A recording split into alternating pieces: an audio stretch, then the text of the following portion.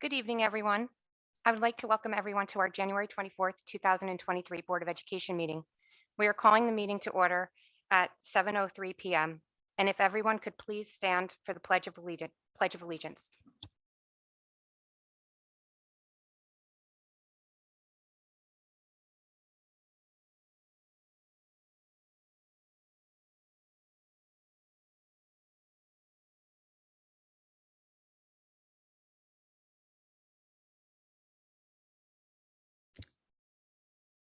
A reading of the meeting notice. The meeting is being conducted in compliance with the open meeting session that the Verona Board of Education passed a resolution at its annual reorganization meeting held on January 3rd, 2023. The meeting set forth the schedule of its regular meetings, which resolution was within 7 days of passage.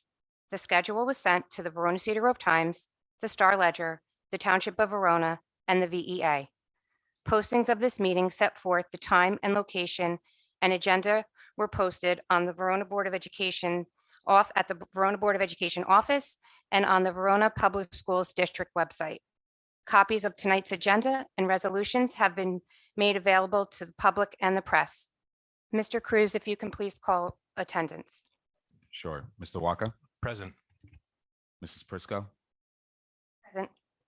Mrs. Frizella, Present. Mrs. Farrar, Mrs. Freshy. We have quorum. Thank you. Thank you very much. So beginning this evening, we have two presentations. And up first, I would like to present Mr. Raymond Sarinelli to present our audit of 2022. Thank you.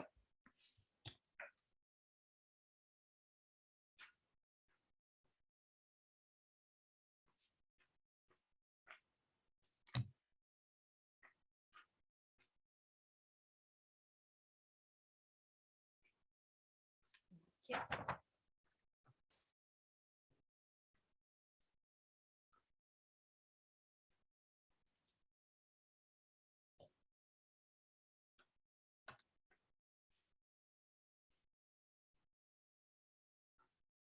So good evening, everybody. For those that don't know me, I'm Ray Cernelli. I'm with the audit firm Nisavacia. And tonight I have for you the 2022 audit report. So just to touch a little bit on the process, what we do is we come in for about 2 weeks and we come to the district and we perform our audit procedures on your books and records. And once that's complete, we kind of go back to our office, put together all of the financial statements, including the notes, which is the book that you have in front of you. Once that's done, we have an exit interview that we do with the business administrator. We go over everything, all the findings, the financial statements. Once that's complete, we ensure that everything is encapsulated, everybody's happy with everything, we release the audit report. So that's what's happened up until this point. So now tonight, I'd like to review that with you. So the audit obviously is a very thick book. It has a lot of detailed information related to your financial statements, but it also has a lot of disclosures related to the information in the financial statements. And I want to say over the past 10 years, my industry has done the average user of the financial statements no benefit.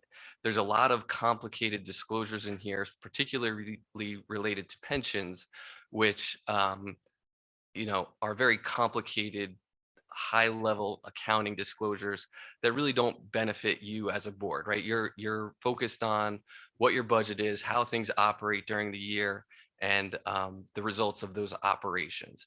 So what I try and present to you is just that, and that's Schedule C1. It's a financial statement that's basically an income statement, and it's the most accurate reflection of your financials as they were done throughout the year. So as an income statement, it has all of your revenues, all of your operating revenues, all of your operating expenses, and boils down to what your fund balance is. Now, your fund balance is very similar to what retained earnings would be in a business. Good indicator of how you're doing financially. So it's a 13-page financial statement, And at the very bottom, it recaps that fund balance, which is what I provided for you in the handout. And it's not presented this way in the audit, but I thought it would be great to look at the year-over-year change for the last 4 years of your fund balance. So what you'll see is back in 2019, the fund balance was just a little over 2.1 million. And over the years has grown pretty significantly in 2021 as a result of the expenditures, the school not operating properly, and a real savings in the expenditures because the school wasn't operating the way it should from 2020 and into 2021. So you'll see your fund balance at the end of 2022 is $5,389,516. And that's comprised, and statutorily, the state allows you to break that down into different categories. And that's what that breakdown is just above that. So you have your, we'll start simple with your capital and maintenance reserve. And those reserves is part of your fund balance set aside for specific needs. So in the case of your maintenance reserve, withdrawals can be made from that either through the budget or during the year as things arise to maintain the school district. So it's a little bit of a harder reserve to pull from. You have to justify that it's really a maintenance need and not a capital need. And because there's also a capital reserve. So the capital reserve is used for just that. It's for capital purchases. Withdrawals can be made from that reserve throughout the year or through the budget process. And so if you look at those two reserves, the capital reserve is 1.2 million and the maintenance reserve is 470,000. And just below that, you'll see unemployment compensation reserve, and that's at 28,654. And that's you'll notice that that number appears in 2021. Again, that was part of some new legislation that came out. That unemployment compensation is really accounted for in a separate fund from your operating fund. The new legislation said you now have to account for it through your general operating fund. So really just a function of receipts into an unemployment fund and disbursements out, and what's left ends up in the unemployment compensation reserve. So you'll see there's $28,000 there. Just below that, you'll see year-end encumbrances. That's very similar to an account payable. Things that have been set aside for that we want to purchase, but haven't been paid for yet. A little bit different in that we haven't actually received those goods or services yet, but they will be paid for in the next budget year.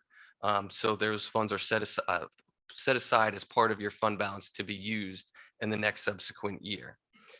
And then you have unassigned fund balance, and you'll see that there was a big jump from 2020 into 2021, and then a little bit of a smaller jump again in 2022. And what happened is statutorily, your unassigned fund balance is 2% of your operations, with some small adjustments for extraordinary aid. So basically, whatever you budget for expenditures, we take 2% of that, and that can be set aside as unassigned fund balance. In 2021, that was raised up to 4%. So that's why it almost doubles in that time frame. And that is sunsetting at the end of this year. So 4%, that 4% will actually go back down to 2%. So a little bit confusing, a little bit of a crazy time, kind of done in response to the pandemic. But so that 2% is now 4% and going back to 2%. And the idea behind that is that every district needs money to operate. It kind of helps you with cash flow needs and things like that. So that money is there for that to help sustain the district throughout the year. Then at the very top, you'll see two categories: excess surplus and excess surplus designated for subsequent year. And these are required drawdowns of your fund balance to balance the budget. So essentially, it's you using your own money to sustain the budget. And so what we want to do there is try and keep those numbers fairly stable. And now you'll see they grew pretty quickly over a number of years. And we're to a point right now where they've gotten kind of high, and we're looking to draw down on those numbers and get them to a more stable number. There's been big fund balance growth. And so normally what happens is when there's big fund balance growth, there's also big growth in your excess surplus. And that's a good thing to have, but we want to make sure there's stability there. And I think, when I meet with your business administrator, those are the conversations that we have. We want some long-term stability in those numbers. So the plan that we put together for those numbers, I think really bodes well for the future of the district. So right now, the excess surplus, so that's funds that were generated this year. I say this year, I'm still in 2022, even though you guys are in the next year. So in 2022, those funds were generated and will be used in the upcoming budget for the 23-24 year. If you see below that excess surplus designated for subsequent year, you have 912,938. Those were funds generated in your previous year and are being used in the current year that you are in now, which is 22-23. So I know that's a lot of information, a lot of numbers. So what I try and like to do is tell you how I interpret all of that. Things are going in a very good direction financially, I think, for the district. Obviously, when your fund balance is growing, that shows that there's good financial health. And then, but you want to see a good plan associated with that. So I think that the plan of the excess surplus, the plan with the capital reserve, you just did a big referendum. A lot of your capital needs have been met. And now what you're going to want to do is try and maintain those capital needs through your capital and maintenance reserves. So I see a lot of good financial stability and a good plan moving forward. So I also want to review the management report, but I just want to stop for a second and see if there's any questions on what I just went over.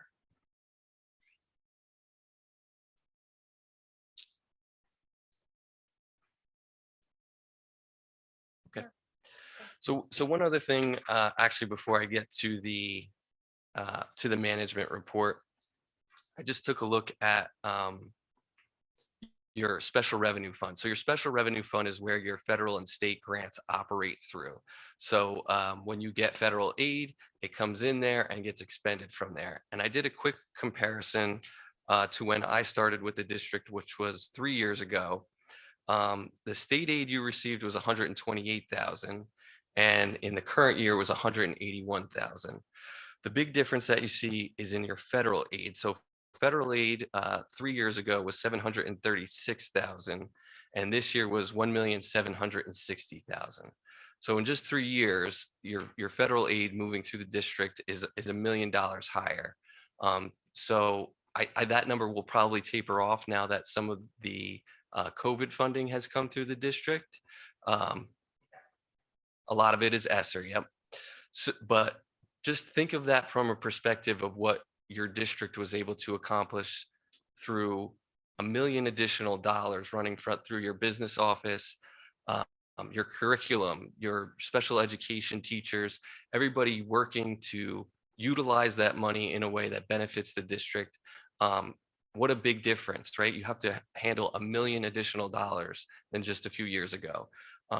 So you do have what's called a federal single audit, where we not only audit the district as a whole, but we specifically look at the federal dollars that come through here, and there were no findings related to that.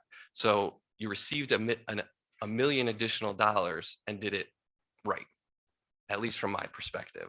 So I think a lot of credit needs to be given not only to your business office who handled all of that, but also the district as a whole to try and see their way through that in a pretty difficult time. So I commend them all for that. That was, I think that's a pretty good accomplishment. So that's federal aid. Any questions on that? Okay, so the last thing I do have to talk about is the management report, which is the smaller book that you received. And so what we have to do is, as an auditor, right, we have to make sure all the I's are dotted and the T's are crossed and everything is functioning properly in the business office, not only from a financial statement audit perspective, but the Department of Ed also asks us to follow up on certain items as well. So we do have 3 recommendations in the report this year. So I'll just run through those quickly, try and explain them to you and how the process goes with those. So the first recommendation we have is that purchase orders are approved prior to the order of related goods and services. So this is a function of good purchasing practices so that funds aren't expended without the business office knowing of it. We noticed when we first started auditing here, this was a big issue.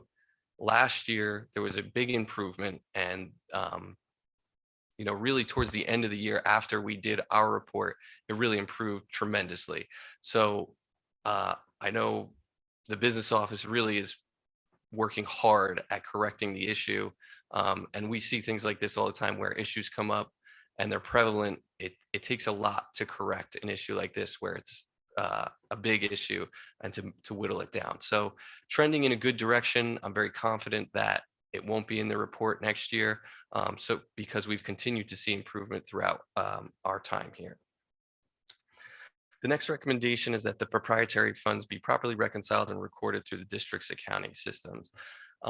This recommendation and the next recommendation kind of go hand in hand, so I'll just read that one quickly too. The district review the new accounting system to ensure that all information is being properly recorded. So during the year, there was a switch from Edumet, which was your old accounting software, to School5, which is a Genesis platform. And this is a pretty common finding that we have when a school switches accounting systems. I mean, all of your information flowing through your business office is flowing through these two systems. And so to switch mid-year from one system to another is a tremendously difficult task to try and ensure that all information gets aggregated from one system to the next one. So when we were going through and doing our audit, we noticed that some of the information didn't come over properly. Everything did get recorded. I don't want you to be alarmed by that. We're sure that everything is in there, but it just was very difficult. And I know the business office and your business administrator spent a lot of time trying to make that transition process from one system to the next as smoothly as possible. But it's a lot to ask of a small business office. So I think it's a very correctable situation. We got everything in there as far as ensuring that the audit is correct and ensuring that the financial information is correct. But, throughout the year, if you were looking at the financial statements, things weren't exactly jiving. So that's the reason for the recommendation. So of the three of them, I think they're all very easily corrected. I think, the system that you have being fairly intuitive will hopefully help correct that issue as well. As you deal with them, they can create new reports and make it easier to see things as they're happening. So very correctable recommendations, not things that, I would think would lead to uncorrected misstatements in the audit. And certainly, when we did the single audit, we had no findings there as well. So three recommendations that I think, can be corrected and will be corrected, and, good financial statements. So that's my presentation for you. If you have any questions, of course, I'd be happy to answer them related to financial statements or recommendations, whatever you have. Thanks, Mrs. Sarinelli. I don't have a question. I just wanted to comment on thanking you for a thorough presentation. And I personally appreciate the 4-year look back to see the comparison from where we've been to where we are currently. And I know when you came on, we were in a time of turmoil and, transferring even actually our business administrator. So this is really nice to see that we're trending in the right direction and, our recommendations have been followed. So thank you. Thank you, Mr. Cruz. Yes, I would also thank you for this wonderful presentation, and also to thank Mr. Cruz for a very job well done, because obviously this is because of you and your work. So thank you for the report, because it's nice to see our numbers going up. So thank you. I also want to thank Jorge, because it's going to be a lot more pleasant and exciting experience doing a new strategic 5-year plan, knowing that we got funds to work with. We can actually get these things reasonably accomplished. So keep up the good work, and let's spend this money wisely. Okay. All right. Thank you.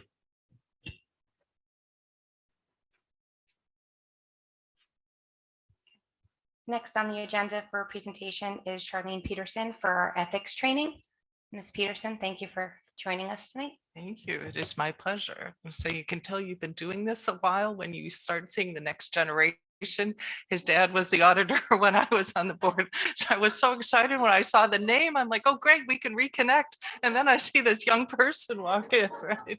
And I was like- So again, just wanted to thank you for, from the board's perspective, taking the time to have this training. We really say how important it is for a board to take this time together, to have these shared learning experiences, to kind of have this common language and, kind of learn together as a team.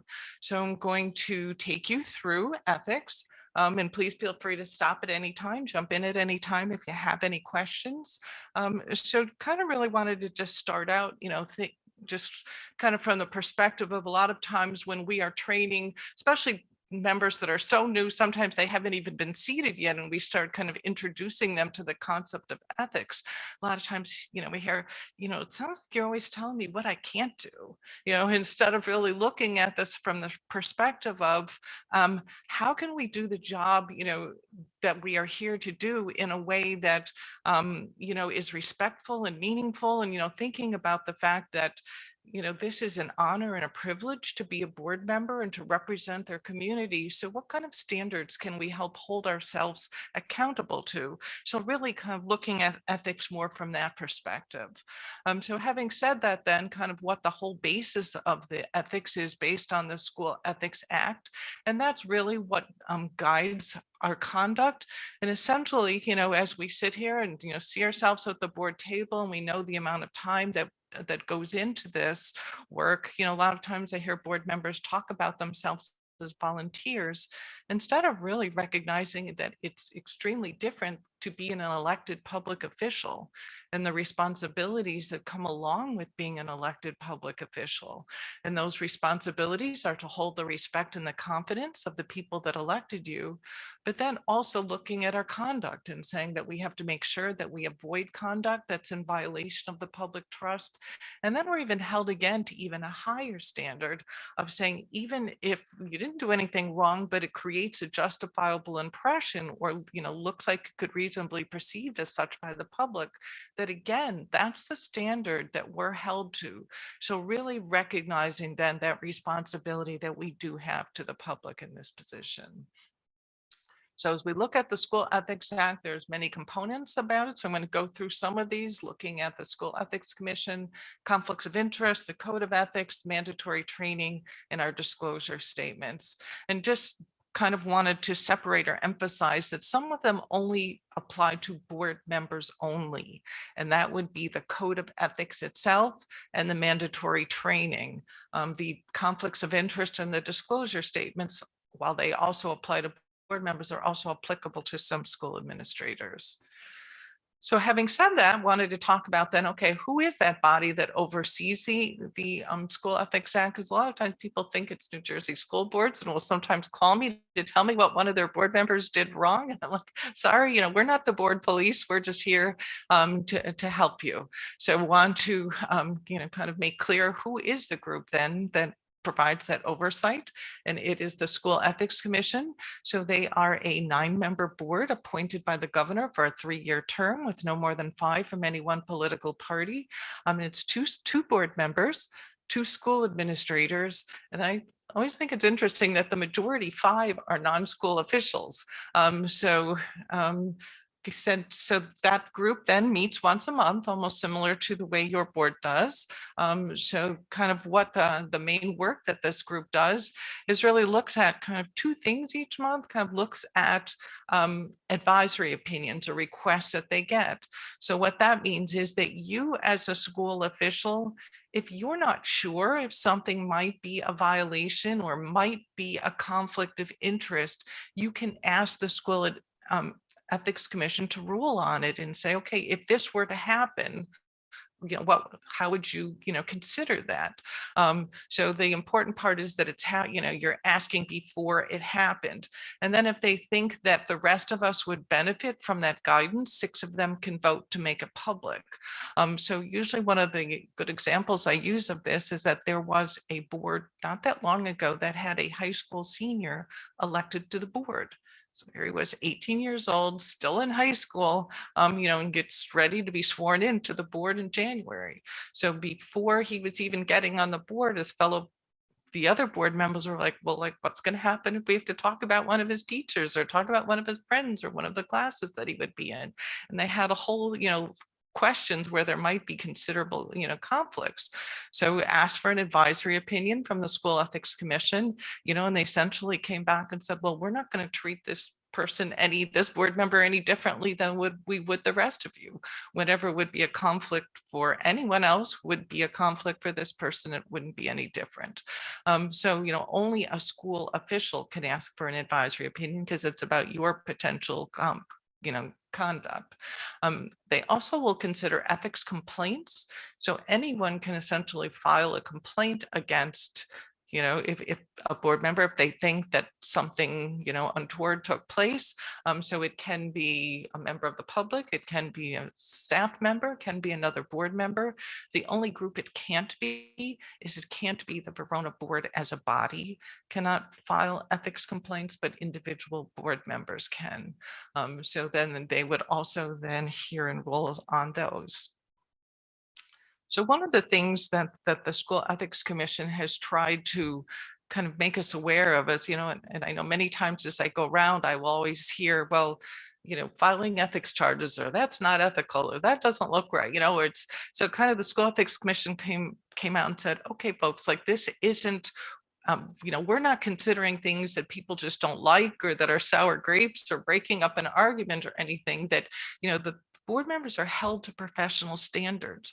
So if we're filing ethics charges, it's ethics charges based on those professional standards. So just kind of making it clear then that that is the work that we're held accountable to. So it said that one of the components was mandatory training. So, one of the things we sometimes don't always realize is that we are the only elected officials that are required to take mandatory training. So we're essentially the highest trained elected officials in the state. Within our first term, so our first 3 years of board service, we're required to take governance training each year of those first 3 years. And then every time we're reelected in the year following our reelection, we also need to take governance training. But that then is legal update. So it's something that's always, will always be different each time you have to take it. I know I sometimes have had people say, I've been on my board 20 years. Do I really need to take governance for again? And the answer is yes, you do, in order to be in compliance. So one of the things that I wanted to bring to your attention is that, the state is considering some changes to what the requirements are. The Ethics Act is in statute, and then there is, code that kind of helps support that. So right now there are some proposed changes to the code. So those changes go through a process. Of first, there are public hearings. So those public hearings have already taken place. Then the next step then is to present it before the State Board of Education to get approval from the state. So one of those changes that is being considered is looking at how quickly new board members need to get trained.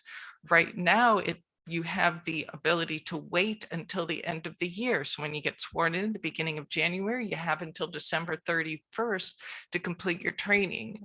The state said, you know what, we think it would really be helpful to hold new board members to a tighter window than that and have them get their training right in the beginning. So this new proposal, these new proposed regulations are essentially saying within your first 90 days of board service is where they're going to right now. So it does not impact the people who were just elected, because the process, like I said, still has to go through the State Board of Ed. They have to weigh in. They can decide to change it if they want to. So we're we carefully looked at their January agenda to see if it was on it. It wasn't. So now perhaps it will be on their February agenda. So if it is, it might impact those boards that have an April election. But for your board, you can pretty much be assured that come next January, that whoever your new board member, should you have new board members then, that they, will most likely be held to this 90-day standard for the training. So, and it's only in year one for every, year 2, year 3, and then the year following re-election, that will stay the end of the year. So. In terms of our disclosure statements, again, for new board members have within 30 days to complete those, and for returning school officials, it's by April 30th. So again, that forms comes through the state, goes through your business administrator, so you don't have to worry about it. It will come to you. Yeah. So. So I had mentioned then, that the School Ethics Commission is that body that provides the kind of the oversight. So should they find or determine that someone was in violation of either a conflict of interest or the code of ethics, that the School Ethics Commission recommends a penalty to the Commissioner of Education, and then the Commissioner of Education is the one that has the final say so on the penalty. So there's 4 different levels. So the first level is a reprimand, and that's kind of essentially really just kind of a verbal hand slap of kind of saying, okay, board member, you did something wrong, please don't do that again. The next level is censure, and that's a little more formal in that a resolution is read at the state board meeting, and it's also read at your board meeting. And then in all of those places, when you open your meeting in the Open Public Meetings Act, where you mentioned where you post your meeting notices, that resolution would also have to appear there. So you really don't want your name up there, right? The next level then is to be suspended, and it's usually for a certain number of days, like 30 days, 60 days is typically what we see. And then you also can be removed from the board. So those are the 4 different levels of penalties. So one of the other things as part of these proposed changes that the School Ethics Commission is suggesting is saying, okay, board members, in order to eliminate surprises, we're going to make it clear up front that if you don't either fill out your disclosure statement on time or you don't get your mandatory training on time, no surprises. This is what the penalties are going to be based on when you finish it. Like today, I have a list that came to pass my desk today of all of the board members in Essex County and Morris County, the 2 districts I have who haven't finished yet. So like we're putting a list together, and this list is essentially going to the School Ethics Commission. So they're saying, okay, when they get the list, saying, okay, we're going to give you a chance to explain yourself, give you an order, we issue an order of just cause that says you can explain why you weren't able to complete it. And if by chance you complete it in between the time you got that order of just cause and between the time that the School Ethics Commission has its monthly meeting, saying you're automatically going to get a censure. Anyone in that situation, that's just what it is. If you ignore that, don't get it done then, and don't complete it between the time the School Ethics Commission meets, but before the Commissioner of Education has had her 30-day window to rule on it, then you're going to get suspended. And then said, if you again ignore it up until then, and now it's time for the Commissioner of Education to weigh in, you're going to be removed from the board. So just kind of making it clear then that there's no surprises of, what the penalty is based on when you complete the training or the disclosure statements. I mean, and it really is difficult, for any of us to, from a board, it's almost impossible to remove a board member because they've been elected by, the public. So just kind of to show how serious the state takes your requirements to complete your mandatory training and to complete your disclosure statements. Okay, we are now to the point of, looking at the code of ethics themselves. So this then, like I said, is applicable to board members only. So when they say that we have if, someone suggested that someone violated the code of ethics, this is what it would be. There, it goes A through J, so it would be one of these tenets. So typically what we do is go around and have each one of you read one and stop after each one and talk about it. So I don't know, even as their student rep, you want to read one? So just read the top box. I will uphold and enforce all laws, rules, and regulations of the State Board of Education and court orders pertaining to schools. Desired changes shall be brought about only through legal and ethical procedures. Great. So this is kind of essentially the state kind of identifying that we're kind of their local boots on the ground, that there are a lot of initiatives that come through the state, things that need to be carried out at the local level. So this then is what holds us accountable as board members to making that happen. Kind of before the pandemic, we were having a really hard time coming up with examples of what this might look like. And then as the executive orders started coming through and standards and other things started coming through, so okay, now we understand, how this can be applied. So, okay, go ahead. I will make decisions in terms of the educational welfare of children and will seek to develop and maintain public schools that meet the individual needs of all children, regardless of their ability, race, creed, sex, or social standing. Good. So really the two most important words that she read there are all children. So, and that's one of the things that distinguishes you kind of being on this side of the board table. If you think about the fact that, say, members of our audience here or anyone, might approach the board and have concerns about a particular situation, a particular grade, a particular school. And, you can, understand and respect that situation. But as you're considering it, you have to look through the lens of how does this impact every single child in the Verona School District? Because that's who I'm responsible for. So that's then the lens that you need to, make your decisions and make your considerations is based on the fact of how this impacts all children. Okay. I will confine my board action to policy making, planning, and appraisal, and I will help to frame policies and plan only after the board has consulted those who will be affected by them. Great. So this is the state kind of starting to tell us, okay, board, that this is your lane, this is your role. You're a policy making body. You're involved in policy making, planning, and appraisal. So kind of help starting to define our role, but also then importantly saying that we have to make sure that we've consulted those who will be affected by them. So that's essentially why most boards have 2 readings of a policy, that the first reading puts the policy out there. Now students, staff, community members, anyone now has the opportunity to understand what this policy is, and then come back to you for the second reading and say, okay, board, before you adopt, just so you know, this is how this policy is going to impact me. So you now have given everyone that opportunity. Okay. I will carry out my responsibility, not to administer the schools, but together with my fellow board members to see that they are run well. Great.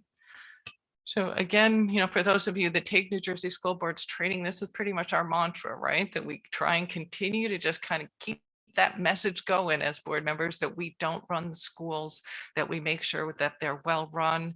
And how do we do that is essentially through the previous slide of saying through making policy, planning, and appraisal. So just kind of making that clear, but also importantly telling us that we're a team, saying together with my fellow board members.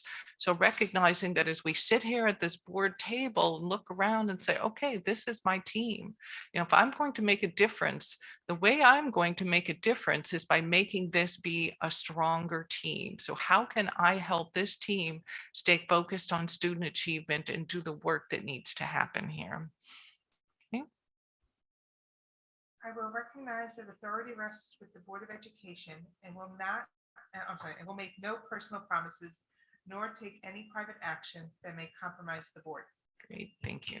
So this kind of goes back to the team concept again of essentially saying that we are all accountable as individuals. Each one of us has the responsibility to this board, responsibility to make sure that we are not doing anything that would harm this board, that as a group, we're each responsible for the success. I will refuse to surrender my independent judgment to special interest or partisan political groups, or to use the schools for personal gain or for the gain of friends. Okay, so to me, this kind of goes back again to the all children of almost essentially saying, regardless what your platform is, why you ran for the board, what groups you might think you're beholden or accountable to, that essentially kind of saying, once you're on this side of the board table, the group you're accountable to are your students, right? That's kind of the group who is the basis of all of your decisions. Okay. You get the long one too. I will hold confidential all matters pertaining to the schools which, if disclosed, would needlessly injure individuals or the schools. In all other matters, I will provide accurate information and, in concert with my fellow board members, interpret to the staff the aspirations of the community for its school. Great. So we know that we are a public body, that we do our work in public, we're accountable to the public, but the state has identified that there are 9 reasons that we as a board can go into closed session or executive session to have discussions. And those reasons are typically to protect the rights of students, protect the rights of staff, protect the legal rights of the district, negotiations. So essentially saying then that when you do go into executive session, that those things that you're discussing are confidential, and that this is what binds you to maintaining that confidentiality and the importance of that.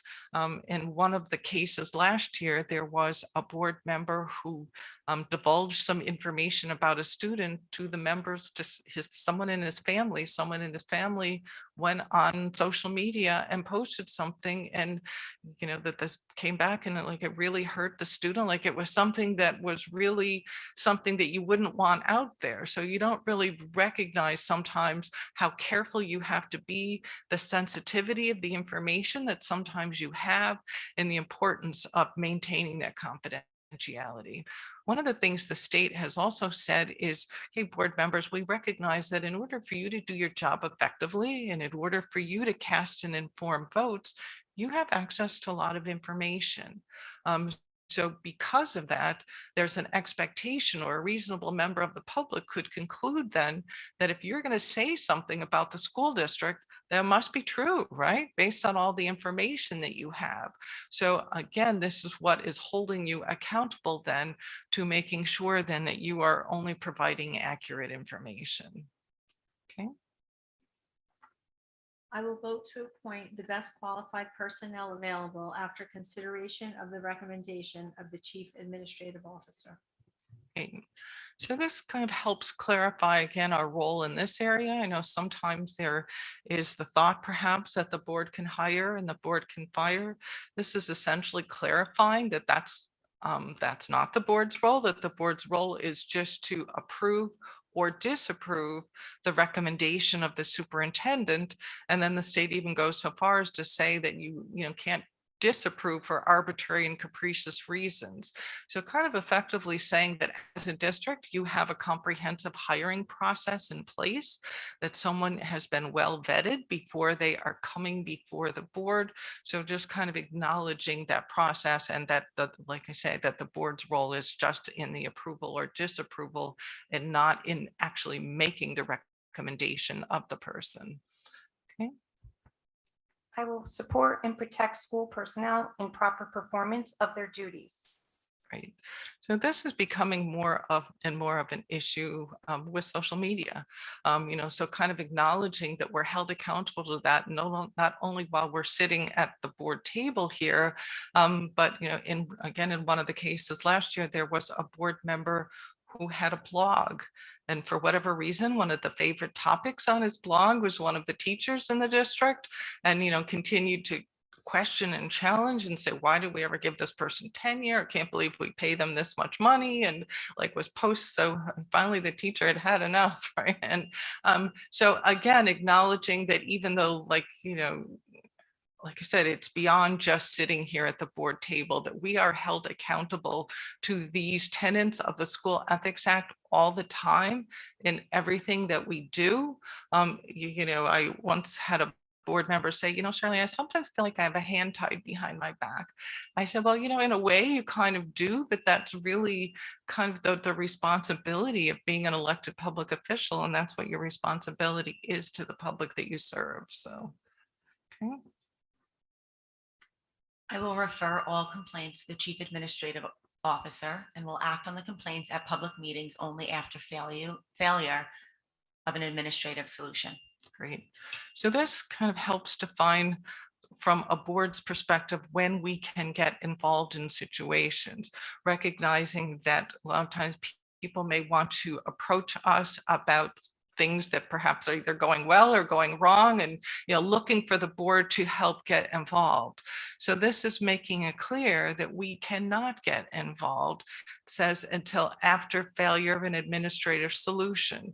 So again, recognizing that the chain of command needs to take place and saying, okay, so we know now then that we can't be the ones to address the situation. We can't be the ones to help you, because this has made it clear that we can't get involved until after failure of an administrative solution. We kind of call this or term this the court of last resort, of saying we're not involved until all the steps have been followed.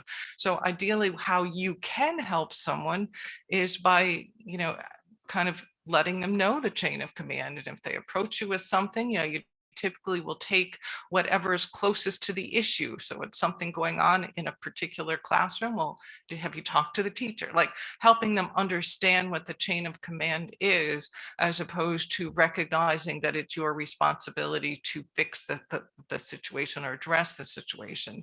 So this helps make it clear, and also if we think about it, if we got involved any sooner than that, it would be hard to hold the superintendent accountable for the outcome, right? Because we've kind of stirred the pot up a little bit. And then you've also taken that court of last resort away. If I have been involved sooner, where do you go if you need to go somewhere? So you really are not helping as much as it might seem, or people are asking you to. Essentially, you're taking those rights away from them. So second here, we're going to look at a couple cases that came out in this past year that specifically address this tenant, to kind of give us a little bit better of an example. So I'm not going to go through all these cases in detail, but these are just some examples of things that went through last year, just so that we can kind of see how the School Ethics Commission applied some things that happened. So in this first situation, there was a board member was at a PTA meeting. They're right in the middle of a superintendent search. The person who was the assistant superintendent was filling in, was the acting superintendent, applied for the search, and they were questioning this board member if you thought this person was going to get the job.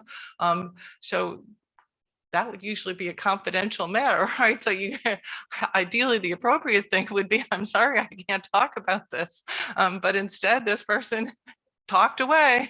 And so essentially that, said, okay, you violated confidentiality, but said also that you kind of took that independent action and that you could potentially have compromised the search, right? Based on what you said. And then also one of the comments that the person made said, I think that this person, and because he's been working with this group for a long time, might kind of have a hard time laying the hammer down. So again, said, what, really, you made evaluative comments of this person's job performance in public. So that kind of letter I of, that's the supporting the staff. So just to kind of show how these things can be applied. In the next one, the board meeting was at the high school football game. Is the playing of the national anthem. Some of the players took a knee during the playing of the national anthem. The board member was not happy about that. So got home from the game and right away reached out to the coach, reached out to the superintendent, and saying this is unacceptable behavior. I want something done. So essentially the superintendent said, what, like the state kind of sports interscholastic agency said, what, this is a right students have. So there was not a conduct violation here. We may not like it, we may not agree with it, but I can't hold a student accountable to something that has been said is not a conduct violation. So this board member just would not let it go and said like, are you forgetting who your boss is? So So essentially then the school ethics commission, came back and said, okay, said that that was a violation of D, of trying to run the schools, like trying to say that this is what I want done here.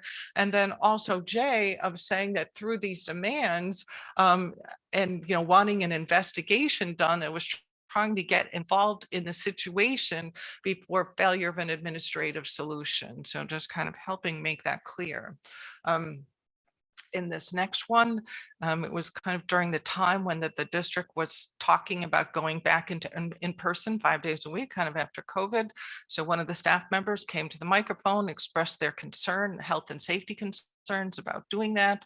Turned out a parent found a post, sent some pictures to the board of this teacher in Cancun and said, okay, I guess they really must not be that serious about this, right?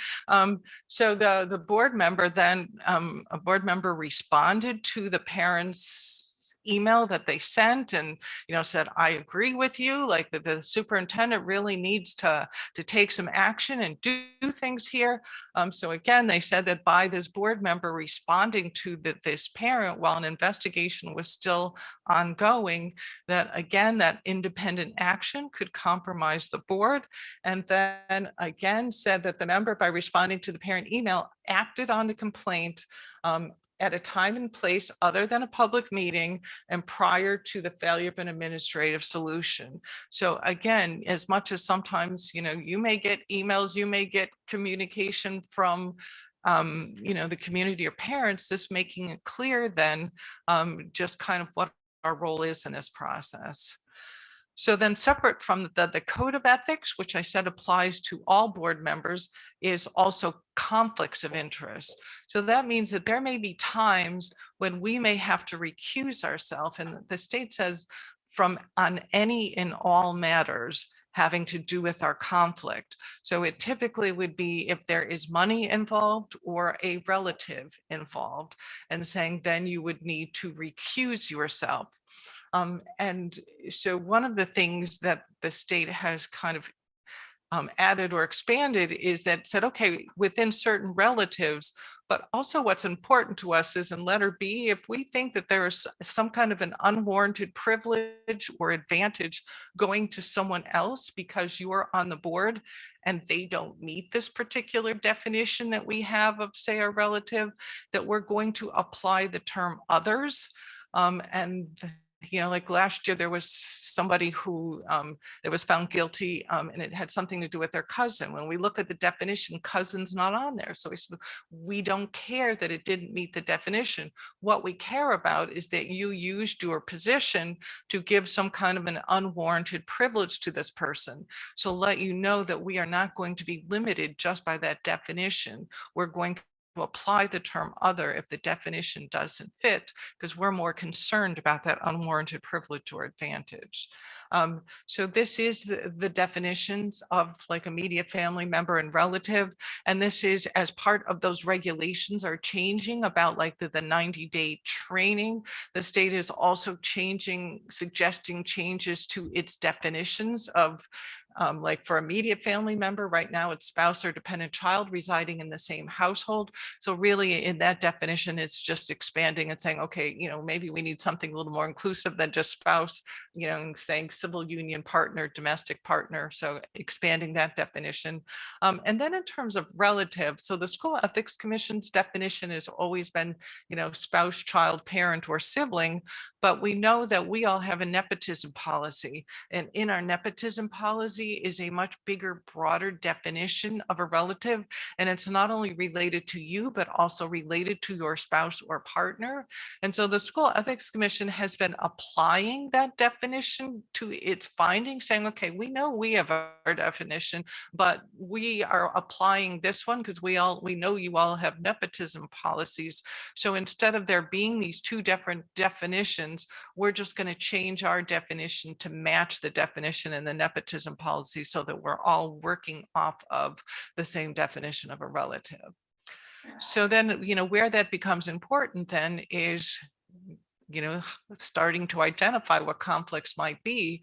So saying a school district can't hire a relative, so that bigger, broader definition of a board member or of the chief school administrator, and said, that doesn't mean you can't not run for the board. So if you run for the board and your relative is already here working in the district, then you need to recuse yourself in many instances, and said particularly when it comes to the superintendent, and said that you would not be able to evaluate the superintendent.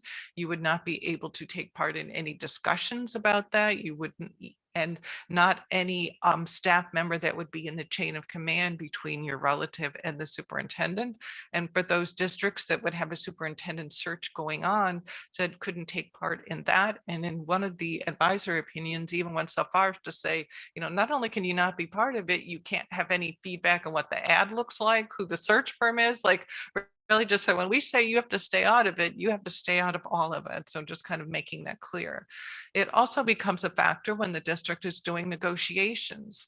So again, saying if you are any relative to a board member works in the district, that you cannot participate in negotiations whatsoever.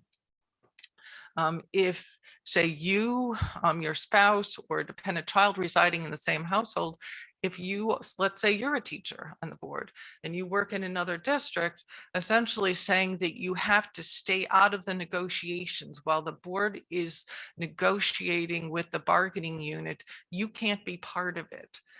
But once they're done, so that it's too late for you to influence any of the outcomes. So once the memorandum of agreement's done, the salary guides are done, everything is finished, then said it's okay for you to vote on the final contract, but not be part of what the parameters are, but be able to vote on it. If that big broad definition of a relative, which almost I think everyone in New Jersey has a relative somewhere who's a teacher, right, or works in another district, said that that you would be able to both participate in the negotiations and you would be able to vote in the contract, absent any other conflicts. And really just what they mean by that is if by chance your relative is like the building rep has really heightened union involvement, so that might be a consideration. And in some communities, the local bargaining unit a lot of times might contribute money to the board members' campaigns, and said should that be the case while you're running for the board, that you would have to sit out of negotiations for at least a year, again making sure that there's no potential conflict there. So these then are some cases here that have to do with conflicts of interest. There's more of these, so I'm not going to go through all of them. Kind of just wanted to make a point of the importance of kind of where they applied that justifiable impression. So like in the first one here, there were 2 board members that had ethics charges filed against them. I guess the charges were cleared up or something, and so they voted on the settlement agreement for themselves, and so that they got advice from their board attorney, even that was fine for them to do that, I guess. And so came back and said, okay, a reasonable member of the public could justifiably believe that their objectivity was impaired.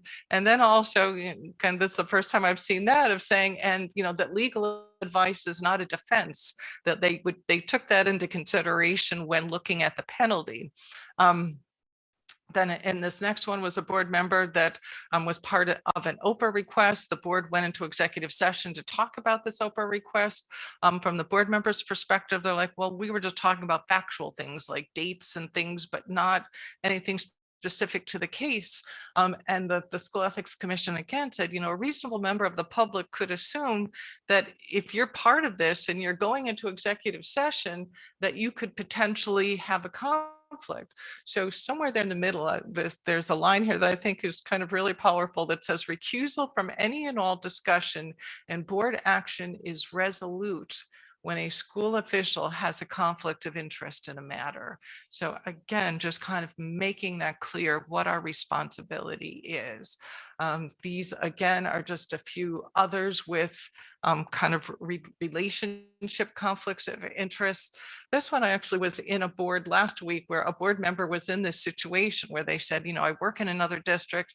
I'm not part of the union. I chose not to join the union. So is it okay? Can I still participate in negotiations? And I said, well, I just happen to have an advisory opinion for you that would suggest that no, you can't. And kind of essentially saying that, you know, even though you're not in the union, you're still benefiting from the terms and the conditions that your union bargained on your behalf. So, you know, making it clear then that you would still be conflicted. Again, these are just relationship ones.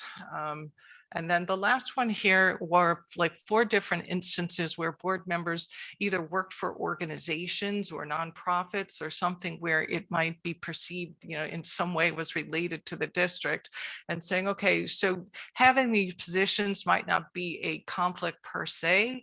You just need, again, to be careful that there are no unwarranted privileges or advantages.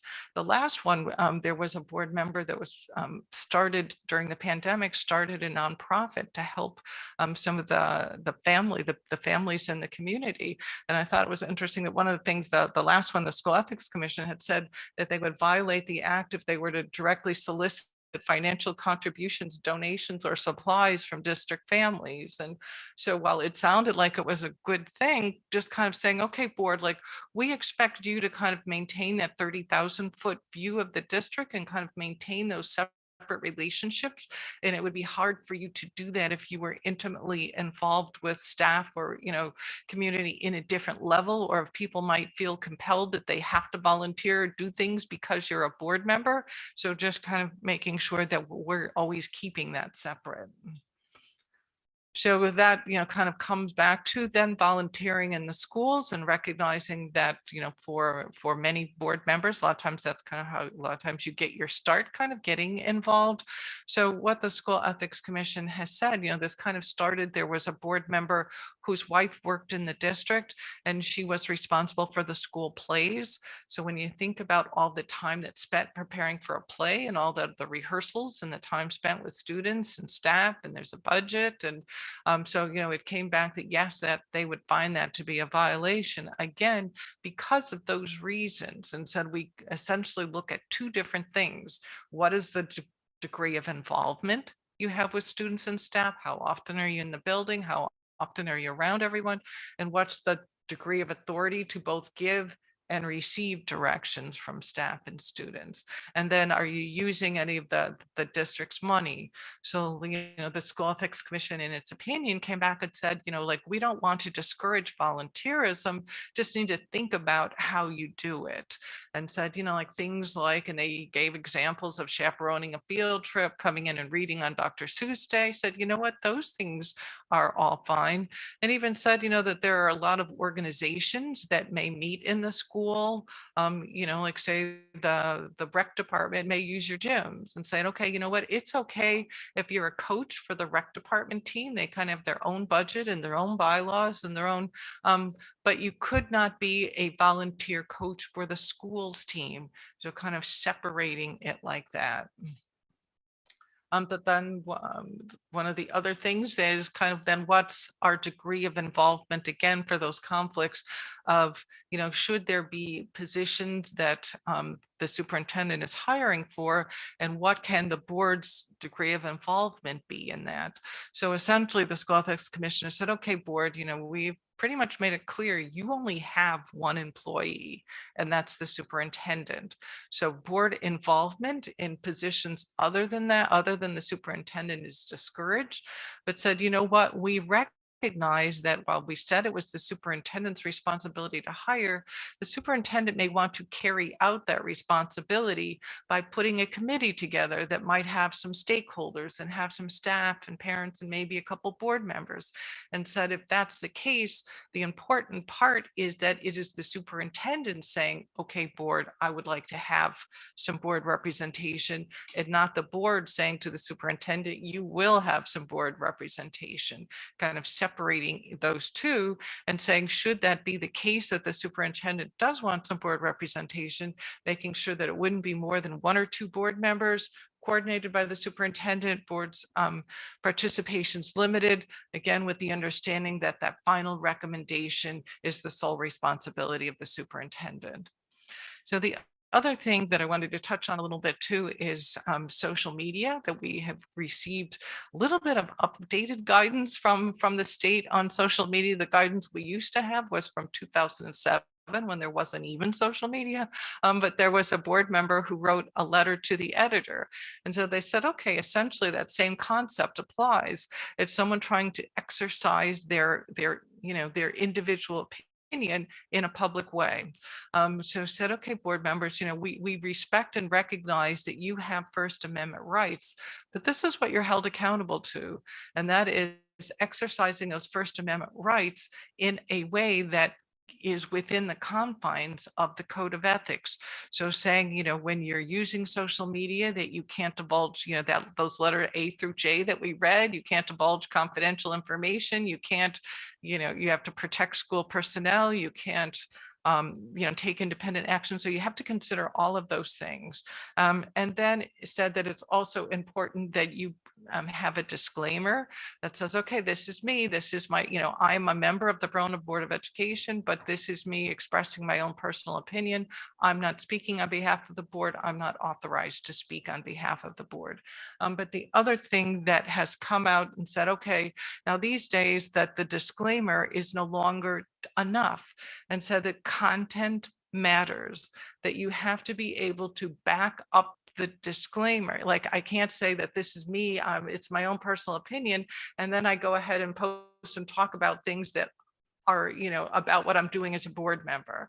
So saying you can't just render the disclaimer meaningless, your actions have to be able to support, support the disclaimer. The other the other little tidbit that the School Ethics Commission put out this past year is that somebody, and I don't even remember what it was, but I remember that there was something that somebody posted and it was so egregious. And so someone filed ethics charges and they said, you know what, we can't find you guilty because whoever filed them, we went through those tenants and they didn't really provide the evidence that we would need to say you're guilty, but said, you know what, just because we can't do anything doesn't mean that this derogatory speech, you're still accountable to the public. So don't forget that, that they may choose not to vote you in next time. So be careful about what you say. So just kind of in summing up here of just making sure, that we know what our conflicts are.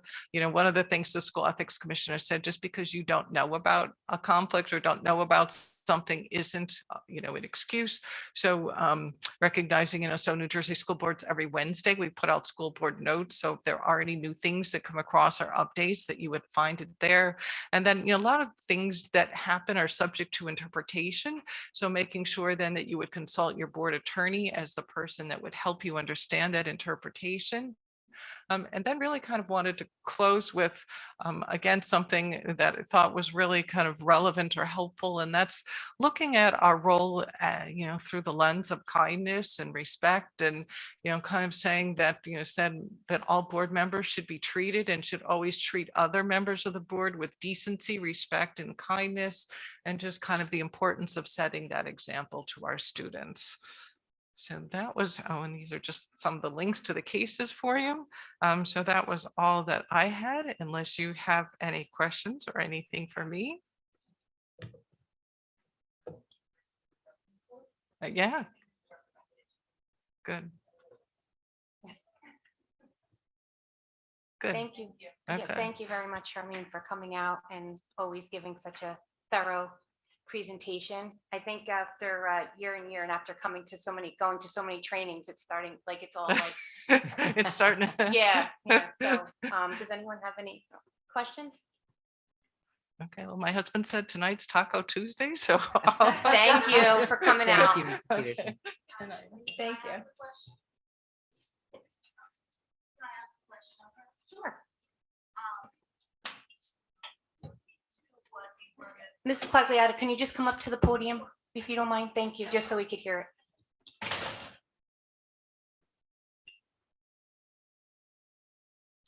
Hi, Palma Qualiata, 71 Newman Avenue. Can you speak to what a board member can or can't do right before a Board of Ed election with regards to publicly stating, publicly pushing their preferred candidates out there? So some of it depends on whether they are already a board member or not. So if this is the first time they're running for the board and have never been a board member before, then none of these rules apply until you're sworn in. So sometimes, okay, so sometimes existing board members feel like they're at a disadvantage because sometimes the people that are campaigning against them, are able to do and say things that they can't. So for a regular board member, it would not be any different than they would have to continue that same conduct of, as we went through the tenets of the code of ethics. So those are the standards. So they would have to continue to uphold those standards in everything that they do, even while running for the election. Now, one of the things in social media, like sometimes people will have like sites for running for the board, and like an old social media page for that. And again, the School Ethics Commission will say like that once you get on the board, then you can't have a social media page that says it's specifically, that associates you as a board member with this site. So everything else is just essentially, as we saw the one tenant about, making sure we separate political aspirate, so you have to just continue to always be held accountable to the tenets of the code of ethics and the conflicts of interest, regardless what you're doing. So, yeah, thank you. We are going to continue with our agenda, and now we have our superintendent report from Mr. Giuseppe. Thank you. Good evening. That's my 11th training, by the way. And she does a good job because I wasn't bored. I have just a couple of things this evening. I want to report to the board that I've asked Dr. Miller and the other coordinators for the DEI group to go through those 17 recommendations made by Grand River Solutions and to prioritize them into a list that that committee, since they've been working on it for quite a while before my coming on board. And then I would bring that list to the board and we would have a discussion about priorities, et cetera. Now, there are a couple of things that we're initiating that came out of just my experience here before even seeing the Grand River Solutions that are coincidentally also on their recommendations. But that was more of an administrative purview. But I will have that list. I know we talked about it over a month ago. I believe the committee, the facilitators and Dr. Miller met the end of last week. So they should be coming up with a list for me to present to the board. I have a couple of legislative updates that the legislature has been busy, and just some things that really, there's a lot out there that does affect the schools, but a couple of items that I think could be problematic or just something that the board should be aware of. So there is an assembly bill 5051. I'll put this in writing if you'd like to really have it. I don't know whether you want the numbers, that require schools to be used as polling places only if other public, private, or commercial locations are not available. So it goes to what we spoke about earlier in the year, where it does become a safety concern for the schools to have to be open on election day. And there are 2 election days. There's November and then there's April. So we really would like to hopefully be able to move those polling places to another building so that we can make sure. I mean, this year the Chief Kiernan was wonderful. He had officers, and it just became problematic because we can't have an officer within 100 feet of a polling place. So to ask the officers to increase the presence, as you know, the communities in and out of the schools, is an option, but they're pretty far away from where people would be. And while they helped us out this year, it would be better if we can have polling somewhere else. That would be good for us. There is an assembly and a Senate bill out there that are expanding the scope of school district employee sick leave.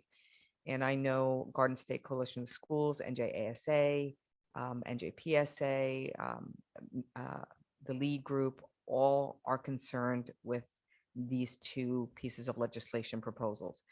And primarily because sick leave, family leave, personal leave, uh, those days are a collective bargaining agreement. So in this particular bill, right now, sick leave for school employees are defined in accordance with NJSA 18A 30-1 as the absence from work because of a personal disability due to injury or illness, or because a staff member has been excluded from school by the school medical authorities or on account of contagious disease or being quarantined for such disease in the staff member's immediate household. That's what the law reads now.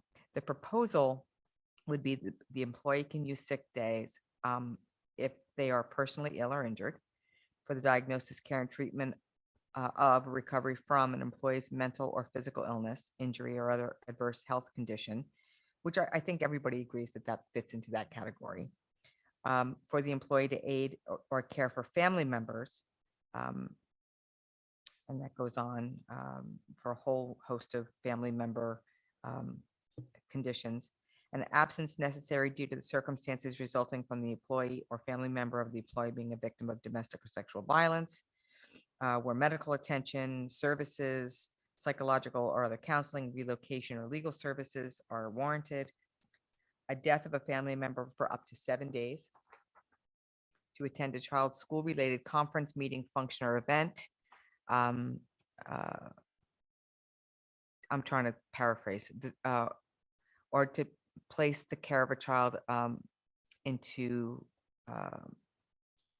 if they can't go to work because of, say, the quarantine. So their child's daycare was closed, they can't go to work. And I think for the most part, most districts were very lenient with that when that was happening. I think our concern, and this is concerns of the area superintendents as well, with the extreme teacher shortage and substitute shortage, this is going to create havoc. Our teachers now are really covering so many classes. It's going to be a problem. So just to let you know, we currently, in our collective bargaining agreement, our teachers get 10 sick days, 5 family illness days, and 2 personal days for 10-month employees. If they were to need more, they can convert. So if they needed more sick days and they had 5 family illness, they can request to convert from me. Most districts have agreements like that in place. We don't need this legislation. So if it comes to fruition, we allow 5 uncharged 5 days for a bereavement. 7 is it's extensive.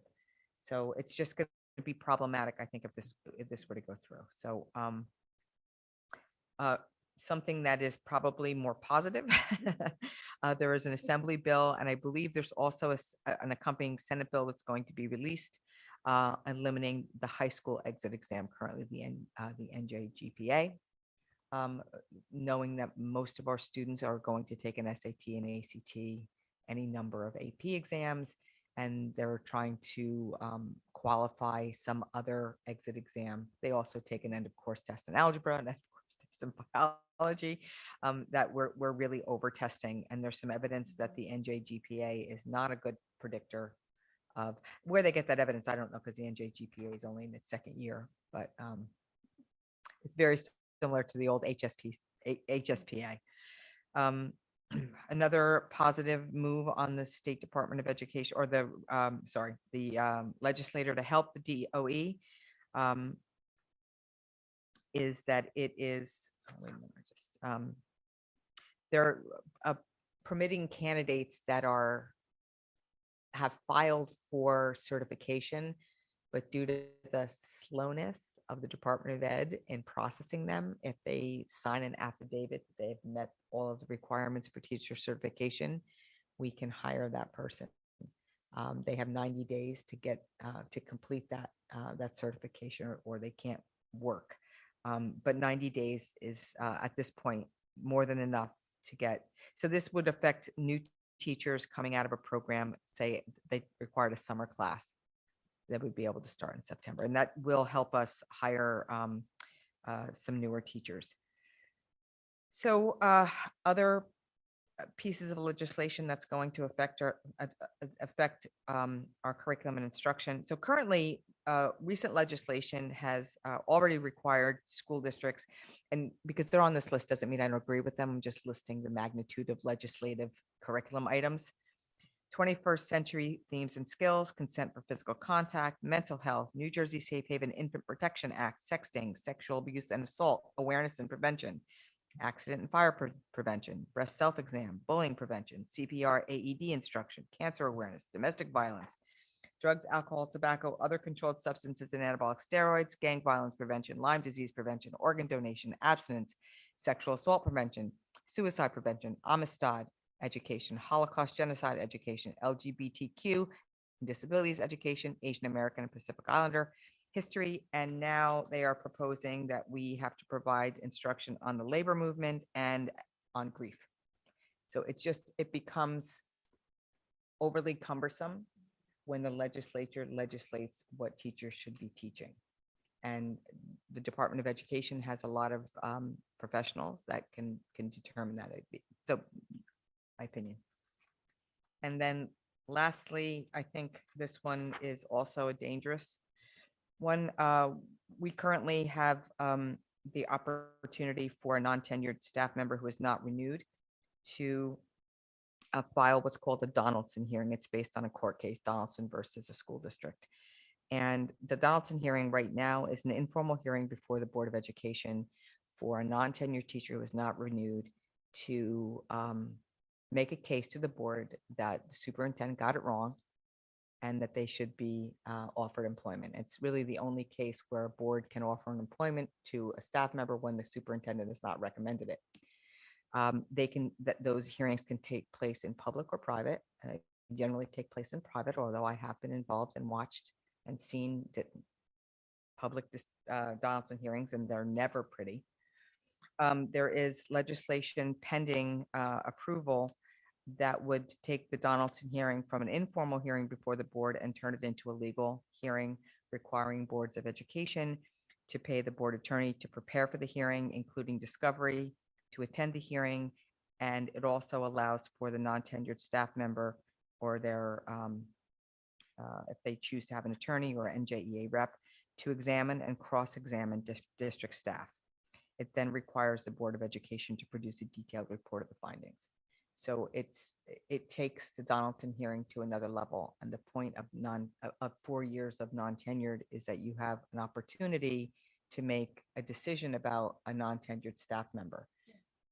Yeah. So it's interesting. Tenure is always hard. Once you have a tenured staff member, it's like a marriage with no chance for divorce for the most part. And so that 4 years, it's very integral to make a decision as to whether or not you want to marry this person for potentially their entire career. So this just makes it harder for school officials and boards of education to make those early decisions about non-tenured staff. Do we know who proposed that last one? Caputo. Caputo? Mhm. Thank you. And there's one more that I wanted to say, and this one actually is interesting because we have a petition from some students up at HBW and the high school to provide menstruation supplies in our bathrooms free of charge for students so that they don't have to go to the school nurse. I can tell you we did that on my prior district and it worked very well. There is now legislation pending that not only will require school districts to provide free menstrual products to at least 50% of the girls and gender neutral bathrooms, and require the state to reimburse the school district for the cost. Hmm. I'm sorry. I have a quick question on the Donaldson hearing. Mhm. If that legislation goes through and it goes from an informal to a formal process, does that mean it would be a public process then? Because if it's a court Yep. situation, so it's always going to be public at that point. They have not changed the legislation that the staff member can request for it to be in public. So whether or not they amend that at some point, Huh. right now, it can still be a private hearing. Okay, thank you. Do you know if that would be like an ALJ or would that be? No, Superior that's Court? the issue. It's Right. that's Because I the know sc- an ALJ, like when I do student, that's private, but that's because we're dealing with a student, so. Nope, there's no ALJ. This is the board acts as the legal decision-making body. If the Donaldson hearing, if that legislation passed, Mhm. would that would that go to an ALJ? Or would that go Only to if our superior- that's a good question. Right now, the board is required to just provide a letter of decision. This would be a formal report. Whether or not the staff member could appeal that and take it to the commissioner, which then would be an ALJ, that's a good question. As the legislation moves through the system, I'll get more information. Yeah, right now, it would be the board attorney arguing on behalf of the superintendent, I guess, which is weird because they really work for the board. And then the NJEA rep or an attorney working on behalf of the non-tenured staff, and the board acts as judiciary. Yeah, it's not a good idea. Okay, thank you for putting up with my legislative update. Yeah. Does anyone have any questions for Mrs. Di Giuseppe? Yeah, for the new content, number one, could I like get a list of that like through the email or something? Sure. And number two is, I know the AAPI, Holocaust financial stuff.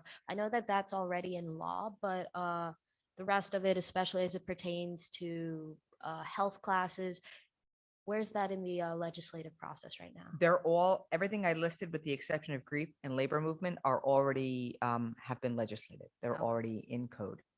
So all of that list we are required to teach at some point K-12. Holocaust is every year K-12. So it's Amistad. Some of it's in the social studies curriculum, some of it's in the health curriculum. It's all over the place. But I'll get a list to you. Okay, perfect. Thank you. And same question for the menstruation Menstruation? menstruation products bill. Where is that in the process right now? It has been received in the assembly, referred to the Assemblywoman and Children Committee. Okay, perfect. Thank you. You're welcome.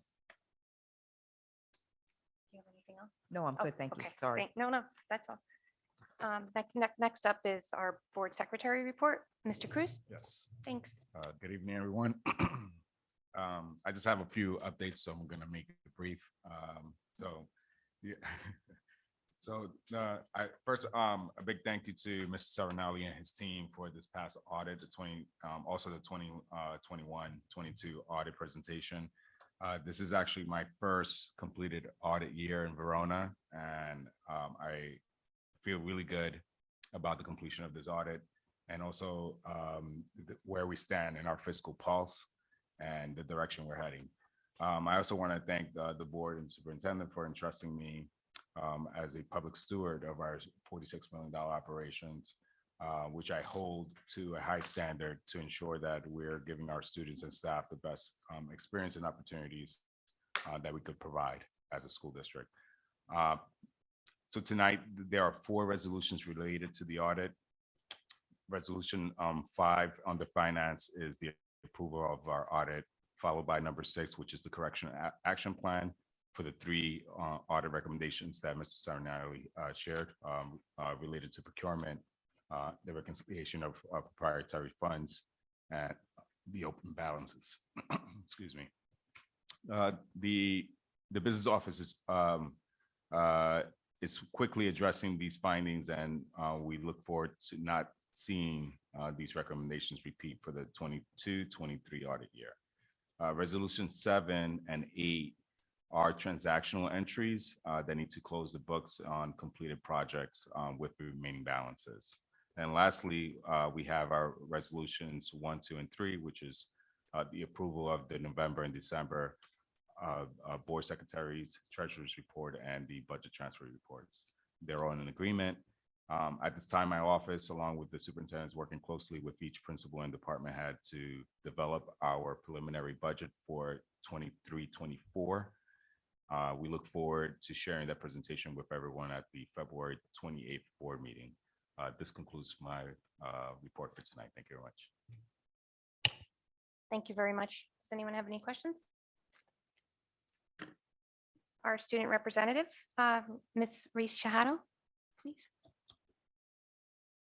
Hi, so like last week, I published a summary of the DEI report on the school newspaper, which was then shared on the Google Classrooms for each grade level. That's run by classroom advisors, one student council representative, as well as the student council advisor. So that was shared there.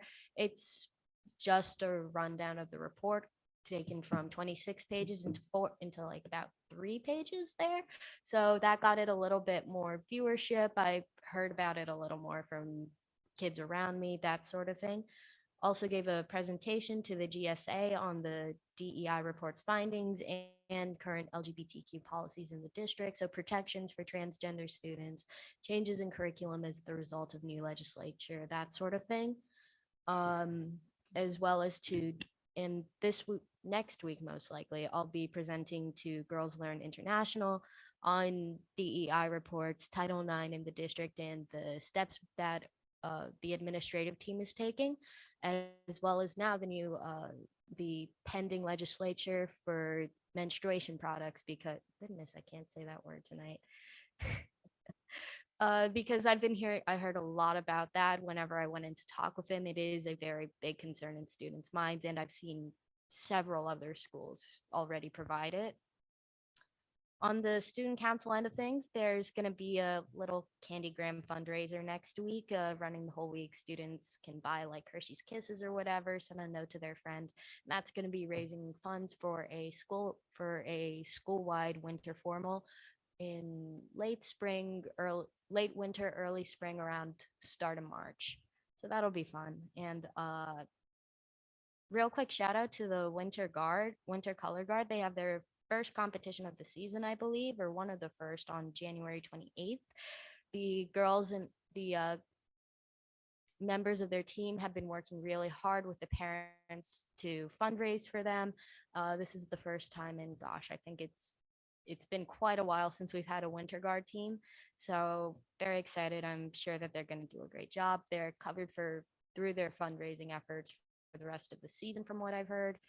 And yeah, and literary magazines hosting an open mic night in the LC. So students can share poetry, short stories, music, other performances. It was very successful last year. I heard nothing but good things about it. So looking forward to that, and congratulations. And winter sports, of course, are running through right now: swimming, track, wrestling, and basketball. And that's about it for me. Thank you. I have to say too, the Winter Guard raised over $3,000. Yeah, 1,000 of it was the Pride, the NJEA Pride Committee, but still $2,000 from local is really hard to do. That's great. When is the open mic event, and where is that going to be held? Is that That'll- like to the public, or? I Or is it- think so. I'd need to check in with, I believe so. It'll be February 3rd, 7 p.m. in the LC. It's student performances, so it'll be very informal, a couple of snacks. But yeah, I wasn't able to make it last year, but heard nothing but good things. Great, thank you. Students are interested just on that event, like an open mic. The Montclair Film Society, right up the street from us, they have a once a month story slam. So the first one is this Thursday, the 26th, right? Is Thursday night the 26th? Yeah, Thursday night the 26th. And if you look on their thing, so that might be cool. If there's any students that are interested, you could submit stories, and if they accept them, then you have a different venue. Thank you. I'll definitely share that with Avant-Garde. I'll let their officers know about that. Thank you. Does anyone else have any questions? Thank you. We are going to move on now to our committee reports. And first up is Education and Student Achievement. Okay, we met just yesterday. It was our first meeting this year, so it was really interesting.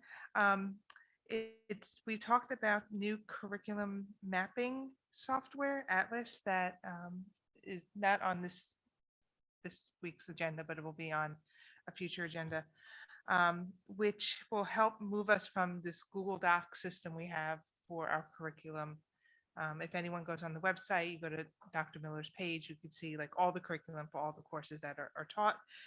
It will move it into a system that can then be used to track how the curriculum is being implemented in the individual courses, and then how that's also tracking with the NJ standards. So that way we can make sure we're hitting all of the standards that we need to in our curriculum. In addition, the map testing data can then be input into this Atlas system, and then we can see if there's any holes that we have where students may not be achieving what we want them or need them to achieve in a particular curriculum area. Another thing that we discussed in relation to curriculum was there's some new curriculum that's on the agenda to be approved for courses that are already running. That was not something that I personally was happy to hear. Curriculum really needs to be approved prior to courses starting. It's one of the, there's like 5 or 6 roles and responsibilities of the board, and that is one of them, is approved curriculum. So, we expressed that, I think we could express that should not be happening going forward. And we will keep an eye on that to make sure that things are approved in the. And then once I just want to jump in, Sure. one solution was because the curriculum is written during the summer, sometimes it's just not ready. It's not fully written by September. So it's a time issue. Ms. Giuseppe recommended that perhaps an intermediate curriculum is sent to the board for approval. So maybe it would just be units 1 and 2 while the rest of the curriculum is continuing to be run, so that anything that is being taught is approved while it's still being written. Yes. And then we had a little discussion about the upcoming DEI committee meetings. Those are coming in, which I don't have the dates right down. I had them in the 15th and 16th in, right. They have invited Ken Shelton, who is a consultant, to come and speak. He's going to be speaking with administrators. He's going to be speaking with DEI committee members, and which includes parents, teachers, administrators, other community members that are part of the committee.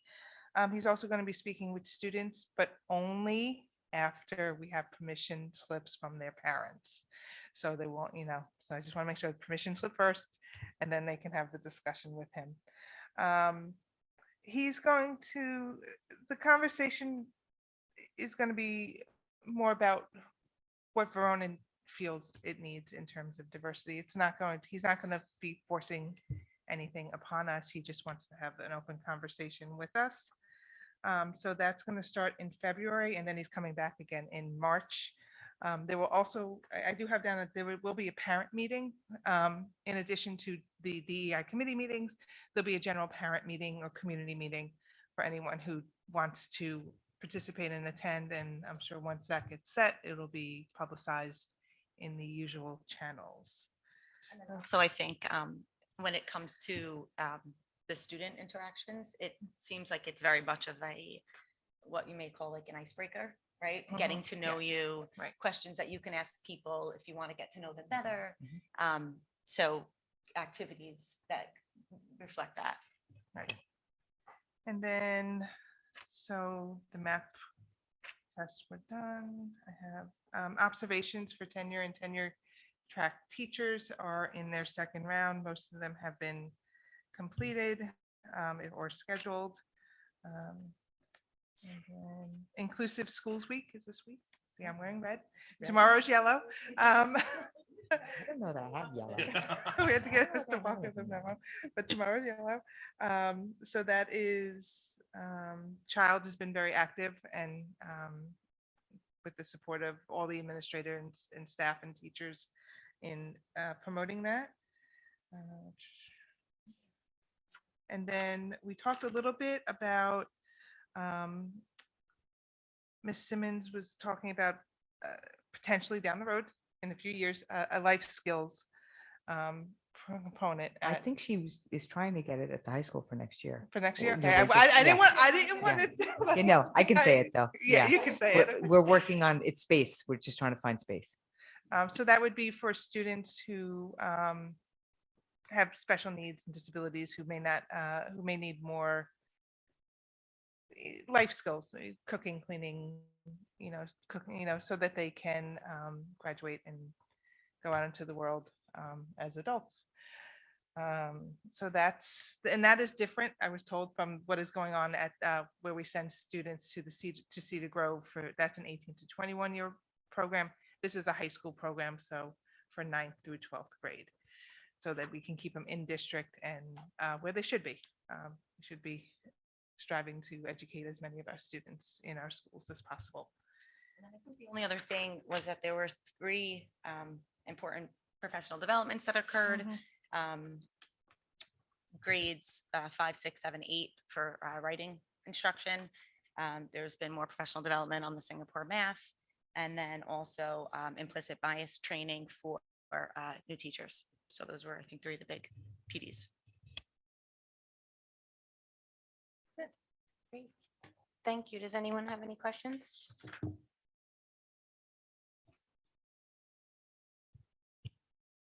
Next up is athletics.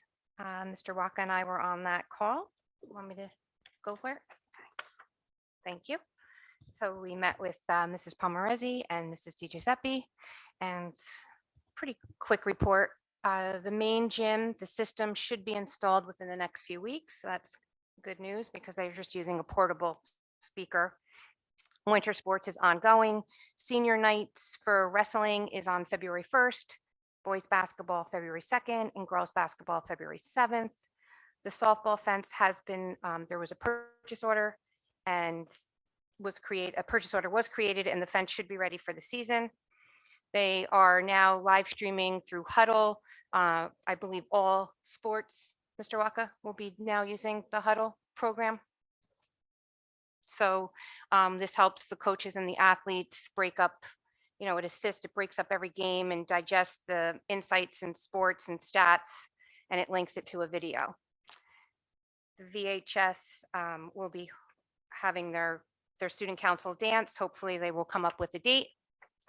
And we also discussed the Verona, the hockey program with Glen Ridge, the co-op agreement. We're in the works of discussing with that because right now Glen Ridge has 21 players and Verona has 7. So to try and work with them with adjusting what we pay. So Mr. Cruz is working with them. We have 3 field trips that are on the schedule. March 10th, the Whitney Museum of Art, the Spanish AP, Spanish 4, and digital photography classes will be attending. On March 23rd, the French, Spanish, and Mandarin classes will be attending the United Nations headquarters. And then we already discussed this, but at the last meeting, but March 24th to the 26th of March, the boys lacrosse will be heading out to the Hall of Fame and the Naval Academy for a trip. You, Pam, we also discussed how, in light of the fact we got this strategic plan, the 5-year plan coming up, we have a lot of different booster programs that do a lot of great things for our sports programs and the kids. But we don't know what each program's goals are. So we had asked, I don't know how the district will look to this debate. It might be a forum or a phone call or something like that. But if we could reach out to the leadership of each sports booster program and find out, A, what are your short-term goals you're working on? B, what are the long-term goals that you'd like to see for your particular sport? And then C, what are some of the highlights or cool things that are going on in your organization that you think it's important that the board or probably even the community know about? So I think that'd be a good thing to help us have when we make these big plans. Thank you. Palmarezzi will take care of that.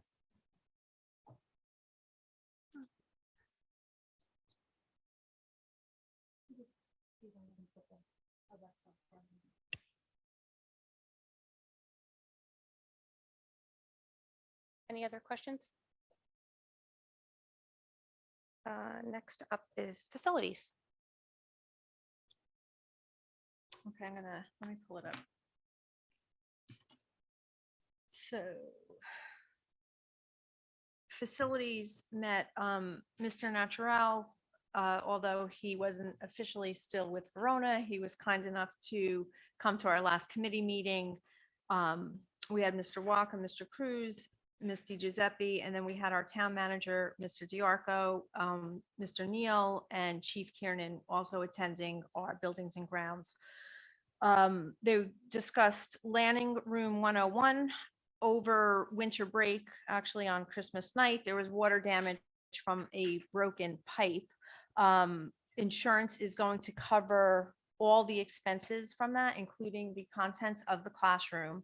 One of the things that did come out of that was the floor tiles were damaged and there was asbestos in the floor tiles. So we had to have an abatement team come in.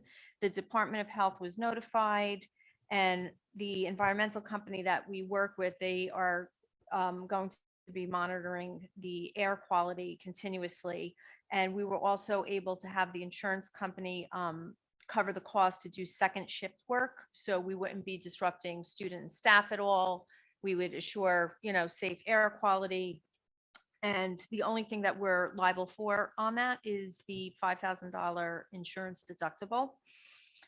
And then the whole classroom will be fully remodeled from ceiling tiles to floor tiles, painting, all the contents. So that has all been taken care of.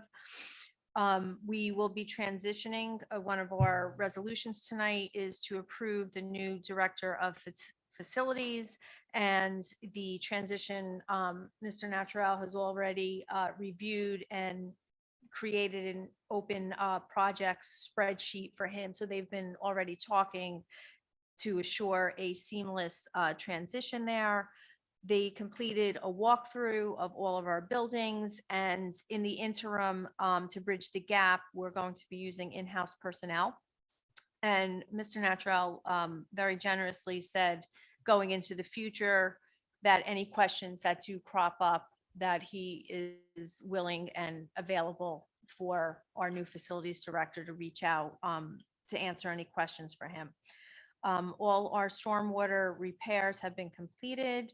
The HVAC and grants that were from the ESSER fund. So to finish up those last bit of HVAC projects that hadn't been completed, they're going out to bid. So we're advertising for bids. And then there has been the ongoing playgrounds problem. So the playgrounds were part of the referendum. And from day one, 3 of the schools have had problems with the flooring buckling. And the manufacturer and installer were one in the same person.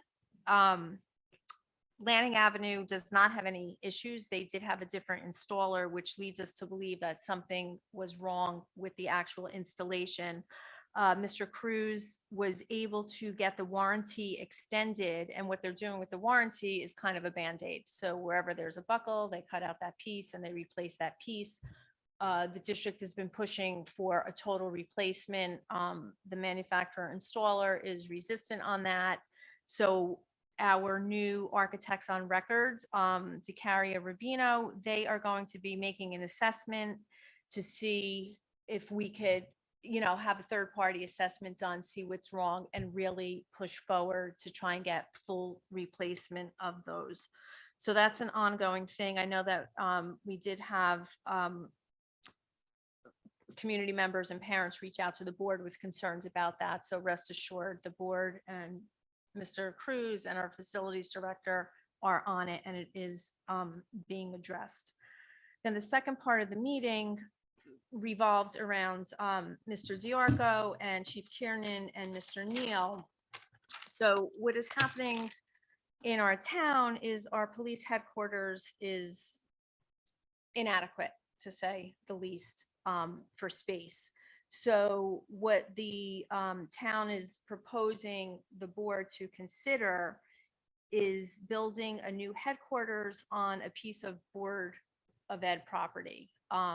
And the property piece that they're looking at sits behind HBW on Gould Street, where those basketball courts are.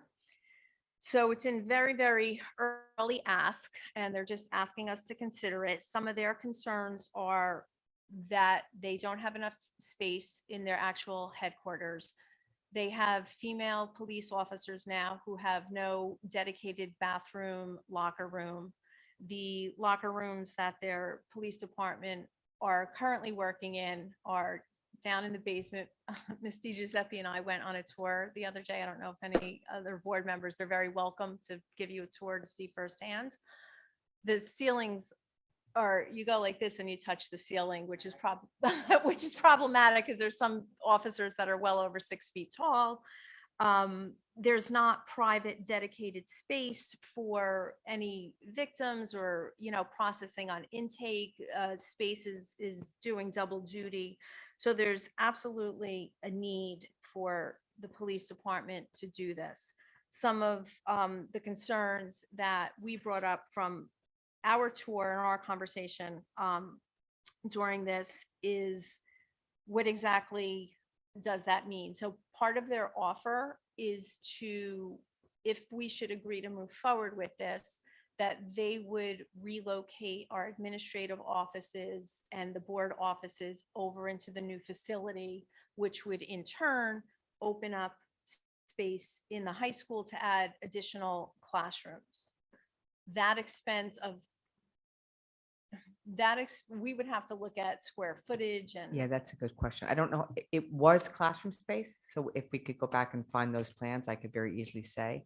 But we are going to have the architect take a look at what that cost would be to revert it back into classrooms. Yeah, and we would have to look really at square footage here, how much square footage there, because their plan really at this point is just an idea. They don't know how big the building would be and how much square footage would be dedicated to us. One of the other things that came up is the cost of us to reconvert our offices back into classrooms, because that would be out of our budget. They would not cover that. And one of the things that I brought up to Chief Kiernan when we were on the tour that we need to consider is Verona is going to have a lot of new development and potential new students coming in. I believe it was part of your campaign platform. Mr. Waka has brought it up several times. It's a real concern. So one of the things we have to think about is in giving up, considering putting this land to the police department, if we needed to expand, we just gave away our property and we would be in a similar situation of looking for spaces. So it's quite a conundrum. The need is real on both sides and the concerns. So they anticipate growth of the police department. They have 30 police officers at the moment. They're anticipating growth to maybe 40 to 45 police officers as the town population goes up. We're anticipating a lot of student growth. Another question that we did ask was what was other potential space in town that they could possibly use. And there's very limited space in town. The township bought a lot of land and it was designated as green acres. They cannot reconvert that green acres land back into development usage. So they're looking to, Mr. DiArco is talking to people at the county level and everybody's kind of looking at this problem, but they knew this problem, the town knew this problem existed since 1978. He shared a document with us saying in 1978 that it was inadequate and that they should look to relocate. So here we are 45 years later, looking for relocation. So that was like it's just something for everybody to think of. And Mr. Walker tried to sweeten the deal there because they were looking at a 99-year lease for $1 a year. And Mr. Walker told them $2 a year. They jumped at it. I asked for a little more than that, but I did double the offer. Yeah. But like we brought up pilot money, like sharing pilot money, like what's.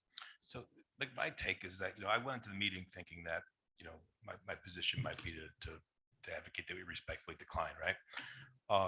It seems like the town council has tasked the town manager with his top priorities, get a new police station, because I think anyone would agree that the Yeah. current conditions are unacceptable, right? But as a school board member, why is that my problem to fix? if they don't, I believe that the town manager seems like someone that if he's given a task, is going to find a way to accomplish it. So if this plan doesn't come to fruition, or if we don't advance this, then it looks like the next option is going to be, they're going to see if there's any county land, or if the county be willing to work with them on something. I do currently really like the location of where the police station is in regards to where all the schools in Verona are. Like, when Diane will tell you, when something happens and, a kid breaks his leg, sadly, or some kind of accident happens, you call the ambulance, but the police are going to be the first ones that get there 99.9% of the time. And I want to make, I really like the idea that we have a police station that's so close to our kids. And I wouldn't really like the idea if it had to go up by where the rec center might be, or wherever else county land might have it near Verona. If we did this, it will be a headache. Like, there's no doubt about it, right? And if you look at it in terms of who's it a win for, it's a big win for the town. There's no doubt, and it might be a minor win for the district, in that we get a certain amount of classroom space opened up by where the superintendent's office is. We don't know exactly how much space that would be, but that space could be used for some kind of program that we don't have that we want to have, or some kind of space, or whatever we want to use it for, right? But the town will get a big win. So I think you could look at it in terms of, if they get a big win and we get a small win, we lost. But I don't think, I think a district and the township should look at themselves as being first cousins. And I think that right now, based on the reports that the tour Lisa went on, it seems like it's going to be very difficult for the people that protect our children the most to be able to recruit and retain top level talent, when the pictures I've seen are they're eating lunch next to live ammunition, next to a locker room, and a female officer's got to change under a staircase, or have to walk up 3 flights of stairs just to use the restroom.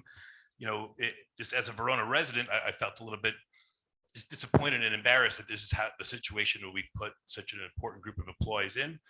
My personal recommendation is that we look to learn more about this and advance these discussions, because I think that although the town would get a tremendous win into this, I still think that we wouldn't lose it, that we might actually win a little bit with the spacing. And I think it'd be a win for the community. And the current station, what would be the plans for that? And is there potential for that building? Is it in such bad shape that it could not be converted to anything else, or? It would be, I think they said rescue squad, right? I think they Yeah, said rescue squad. right now they're they have to build a rescue facility as well. And so- they're currently housed at the, Right. Jump in real quick before you ask, because I might answer your question if you don't mind. It looks like the space that they would put this new location would very likely be where the 2 outdoor basketball courts are by the track over there. That's it. Yeah, so they would be But they would looking to relocate them. relocate them, which would then relocate the community garden. Not that that's a huge deal, but I agree with Mr. Walker. It's something that everybody has to really consider. And I think we don't have enough information at this point on what it would look like. And we also need to see the cost of converting back to classroom space here. And a community garden, I think, would be able to stay where it was. It just wouldn't be able to expansion, but they have another spot for that. So what is the next steps going forward? Is there?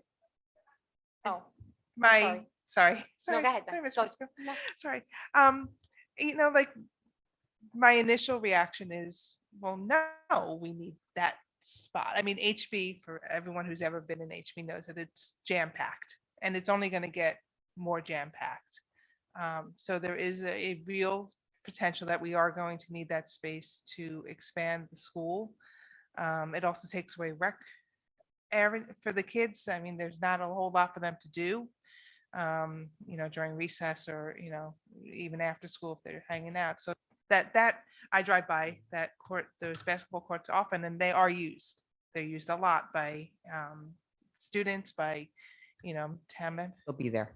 Okay. They would just be on the other side of Okay. Okay. But I am concerned that, we're also, as, as when I was campaigning, I talked about it openly that we have, I've seen the projections between 70 and 100 and something students coming into our town. No one seems to be able to give what the actual number is, nor should they until people start moving in.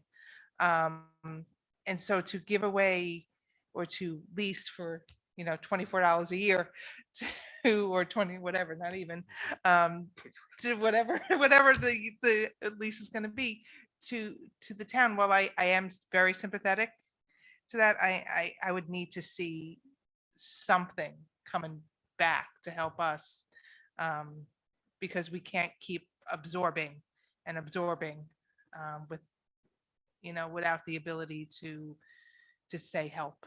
Um, Mr. Cruz, would you mind asking our architects if there's any current uh, of the schools that are built in a way that would allow expansion upwards? Thank you. I'll note that. Thank you. Other thing, in the shifting, right, rescue squad to police station, I'm assuming that that'll then open up space in the community center, and then there's that back, there's like the main building of the community center, and then that back area. I wonder too, just in our discussions with them, if it could be a little bit more of a barter. So if we're giving that space, then what are we getting? Because we need more buildings that are already built and able to house, because the projections of the students are coming sooner than later.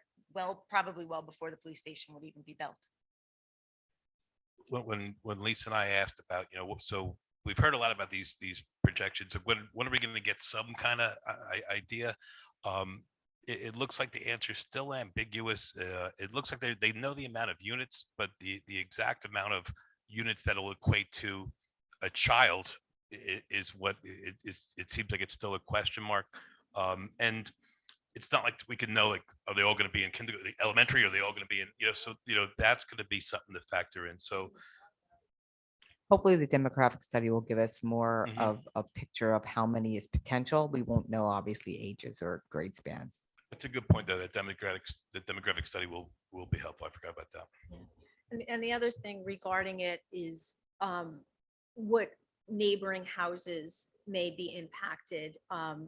So reaching out, we talked to Chief Kiernan and Mr. Diarco about that as well, of reaching out and making sure, that home values are not going to be impacted the way lighting would be, privacy, landscaping. So, and again, they only had a very rough rendering. So they don't really know what everything would look like. And the other question that did come up was the amount of impervious land that would be covered.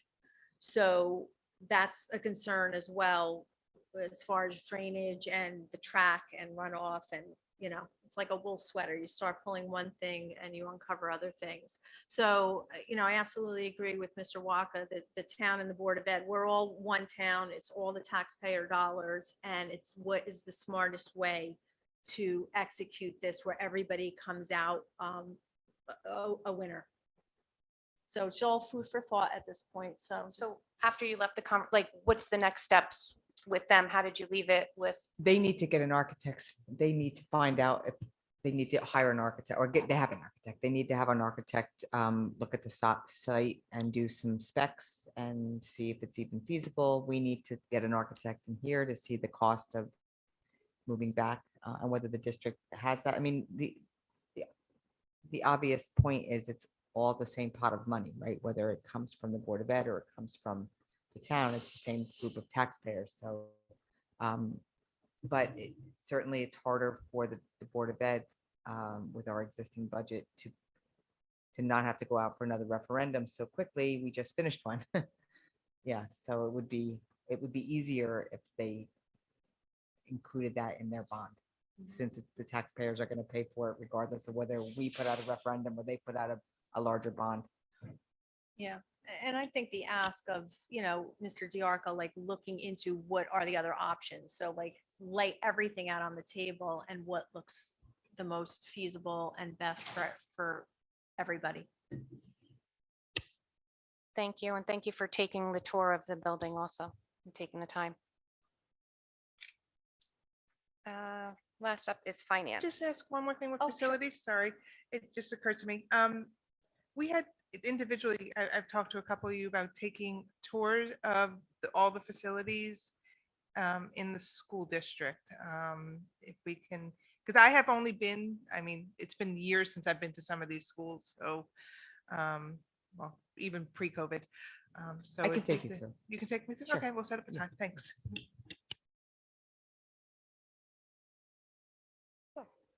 Finance? Because I think we had a lot of finance for tonight, right? Jorge, first, thank you so much. Our first meeting was excellent. It was so thorough. So I really appreciate even just the way that you explained everything as a new board member. Really, thank you. So I think that, again, most of what we discussed during the meeting has already been presented. There were two points that were not, and I think this will probably be the last time that we'll hear it. One is the big yellow bus has officially been sold, right? So that's, yeah, I know. So Jorge's got it. We received $8,100 and comparable price was $7,100. So that was a good score for us. And then the second is the company. We have a company. It's like a truancy company who is verifying student residencies. And right now there are currently 14 discrepancies. We're using, or the company is using right now, US Postal Service to confirm those addresses. And we didn't talk about this in the meeting, but I just think it's important to note when you're thinking about out of town, we're in district discrepancies. Out of town tuition is close to 11,000 for a high school student and close to 7,000 for a middle and high school student. That's what the taxpayer pretty much pays per student. So, 14 is a pretty decent number when you're thinking about discrepancies in district. Anything else? No, that's it. Thank you. Any questions?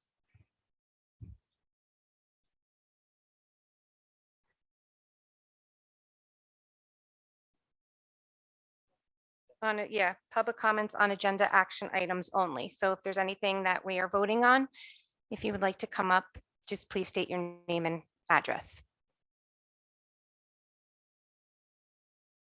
Seeing none, we will move further on to discussion items. There anyone have any items they would like to discuss?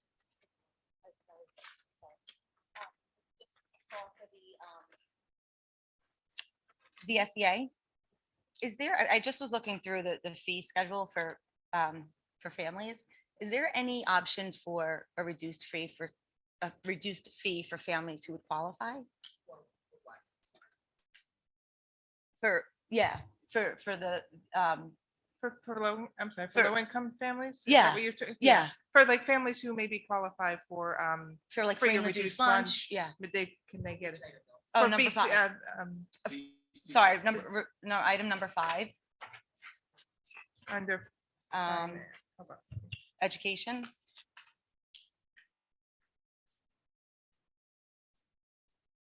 Right, the VC, the summer program. Yeah. Thank you. It was 4, now it's 5. Because I had it written down, I think. Sorry about that. No, that's okay.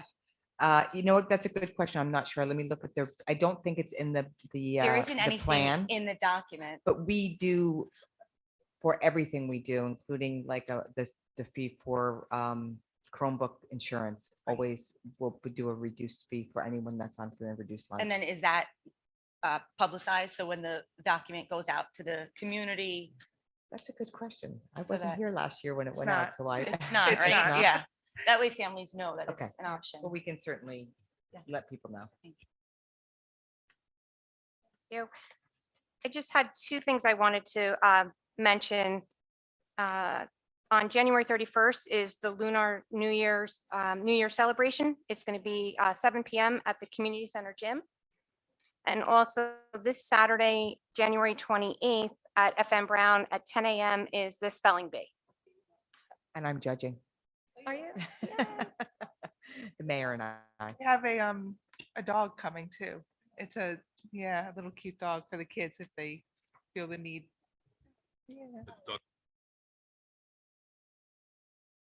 Anyone else have any comments or discussions? Mr. Cruz, can you do a roll call? Right, am I doing that right? Sure. So we're actually moving to a motion to Oh. approve. We're gonna do, I'm sorry.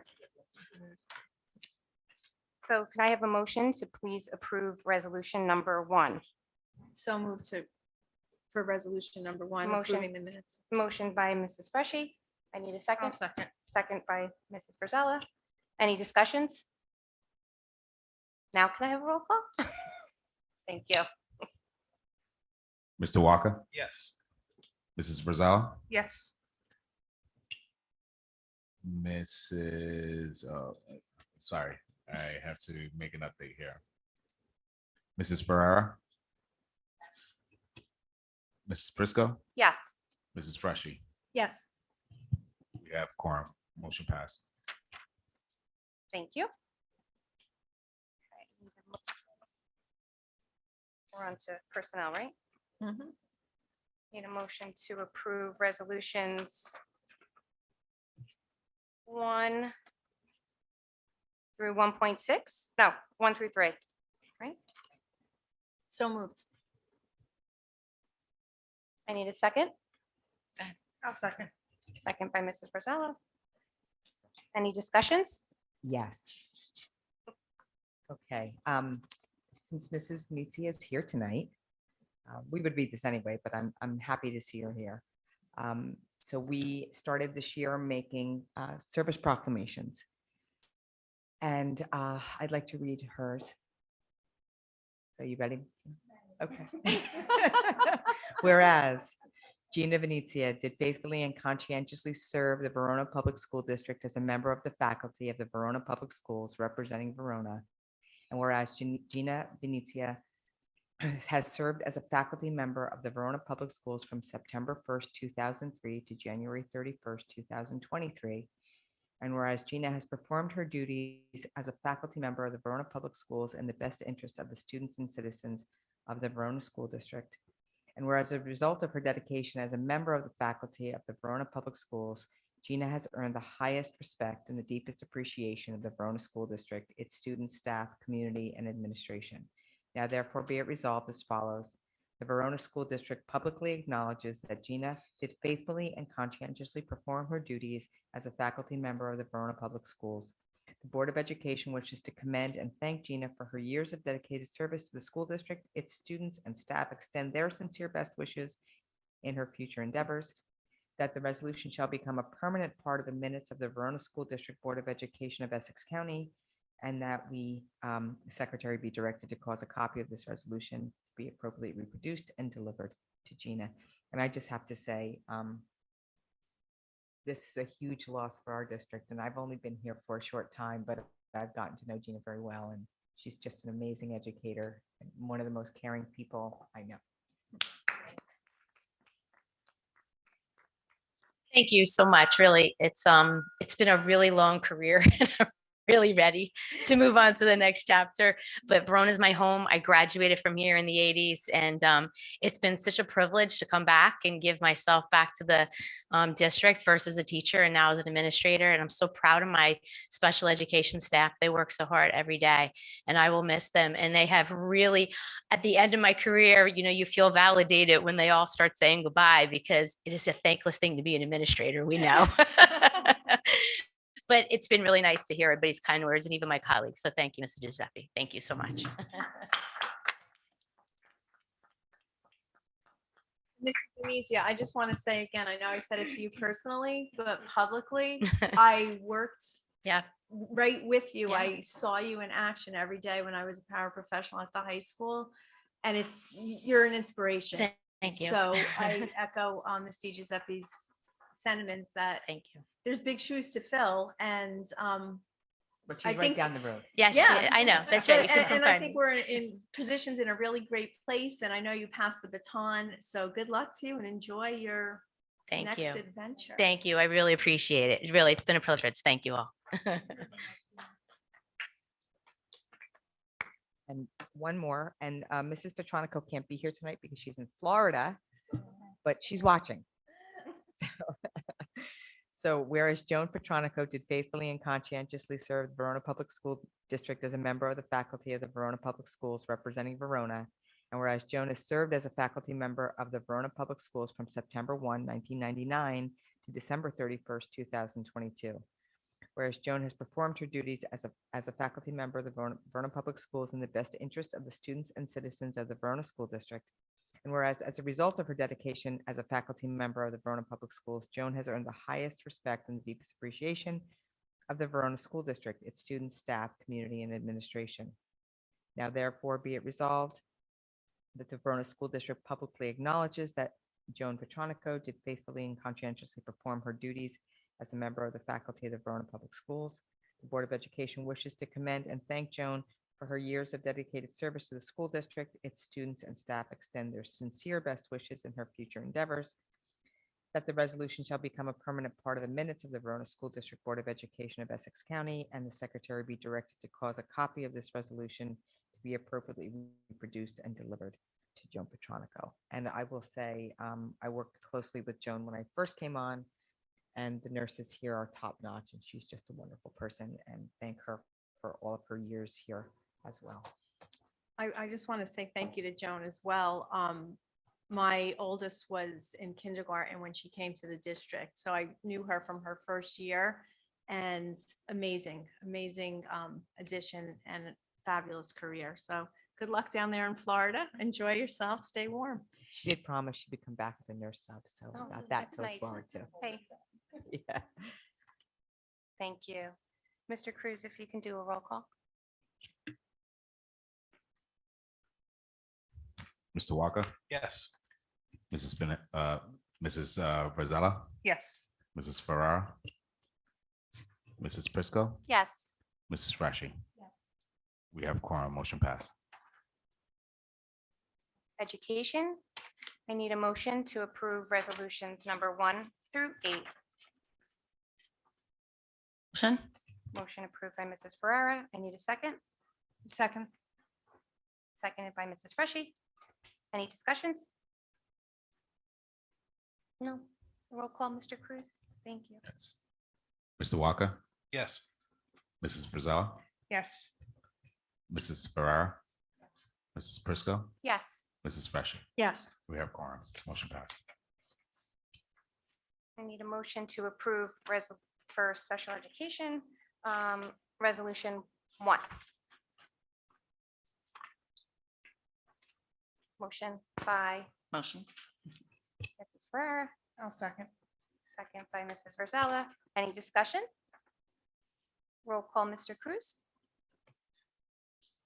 Mr. Walker, Yes.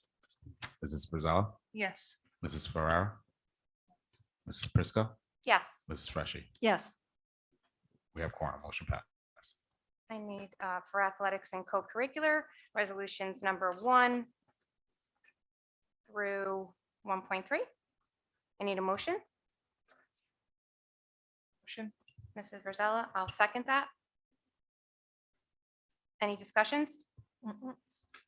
Mr. Cruz, roll call, please. Mr. Walker, Yes. Mrs. Rosella, Yes. Mrs. Ferrara, Mrs. Prisco, Yes, Mrs. Freshy. Yes. We have quorum, motion passed. thank you. And then for our finance, I need a motion to approve resolutions 1 through 10. Motion, please. Motion by Mrs. Rosella, Second. second by Mrs. Freshy. Any discussions? Roll call, please. Thank you. Mr. Walker, Yes. Mrs. Prisco, Yes. Mrs. Rosella, Yes. Mrs. Farrar, Mrs. Freshy. Yes. And We have quorum, motion I passed. think there's just one more, right? One more Policy? policy. All right. I need a motion to approve resolution number 1. Motion by Motion? Mrs. Second. Ferrara, Second. second by Mrs. Freshy. Thank you. Any discussions? Roll call, please. Mr. Walker, Yes. Mrs. Rosella, Yes. Mrs. Ferrara, Mrs. Prisco, Yes. Mrs. Freshy. Yes. Motion passed. We have quorum. Great. Thank you. Now, thank you to the public for holding out for public comment. If there's anyone from the public that would like to get up to the podium, please state your name and address, and you have 3 minutes. Thank you.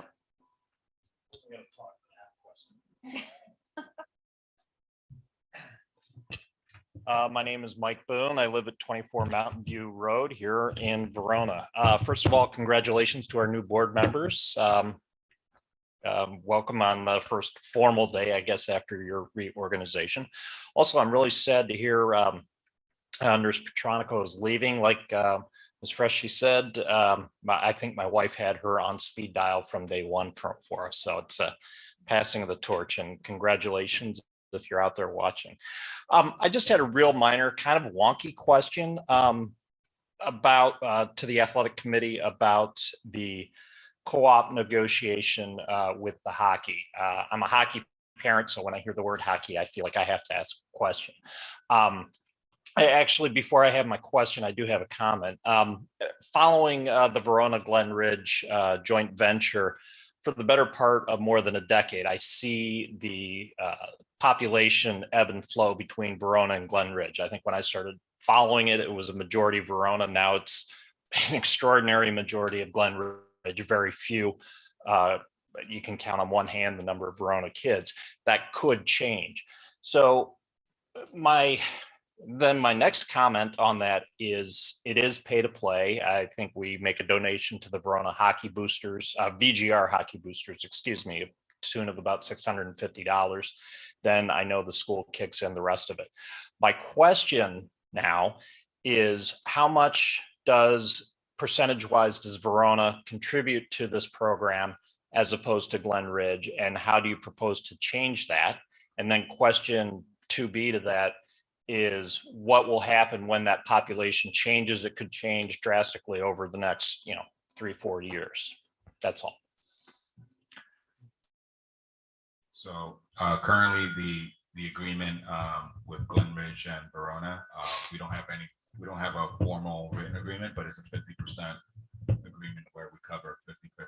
Right now, the total cost is somewhere near 70,000 for the school year. So if it's 70 grand, Glen Ridge kicks in the 35 and Verona kicks in 35,000.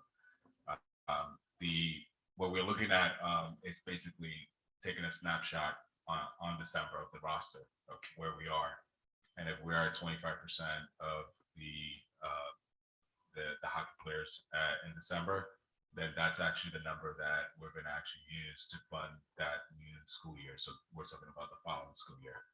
So right now, even though we only have 7 students, we're still covering 50%. Okay. You brought up a really good point. Like there's no formal agreement. So I think even before we get to 2A and 2B, we needed there to be a written formal agreement about here's how we're going to go about funding this particular program. Yeah. And I think that we would all, from our standpoint, we want it to be as fair as possible. Like if it's going to be 50-50, that's fine. But if there's going to be, if like Jorge said, I think we'd like to play per player. If you got 75%, we got 25, we believe we should, that particular year, we should pay a quarter. But I think the negotiation starts with the idea of we have to get something written down and with both boards to approve it. Now, when you're looking at those numbers too, I presume you're also looking across both varsity and junior varsity. And does that change relative to the number of kids on varsity versus the number of kids on the junior varsity? Because that could be a significant difference. That's true. That's a good point. I don't know the answer to that. So I'm not familiar with that. I actually thought that we just had a varsity team, but I could definitely talk to Ms. Price Pomerizing and definitely get more details on that. Okay, that's all. And our attorney has brought up these kinds of things before, so it's not uncommon to actually have an agreement. Thank you, Mr. Boone. Appreciate it. No problem. Thank you. Anyone else from the public wishing to? Okay, seeing none. Our next board meeting will be on Tuesday, February 14th with confidential at 6 p.m., public at 7 here in the Learning Commons. I need a motion to adjourn. It is 9:26 p.m. Mrs. Freshy is Motion by Mrs. Freshy, second. Mr. Waka has second. All in favor?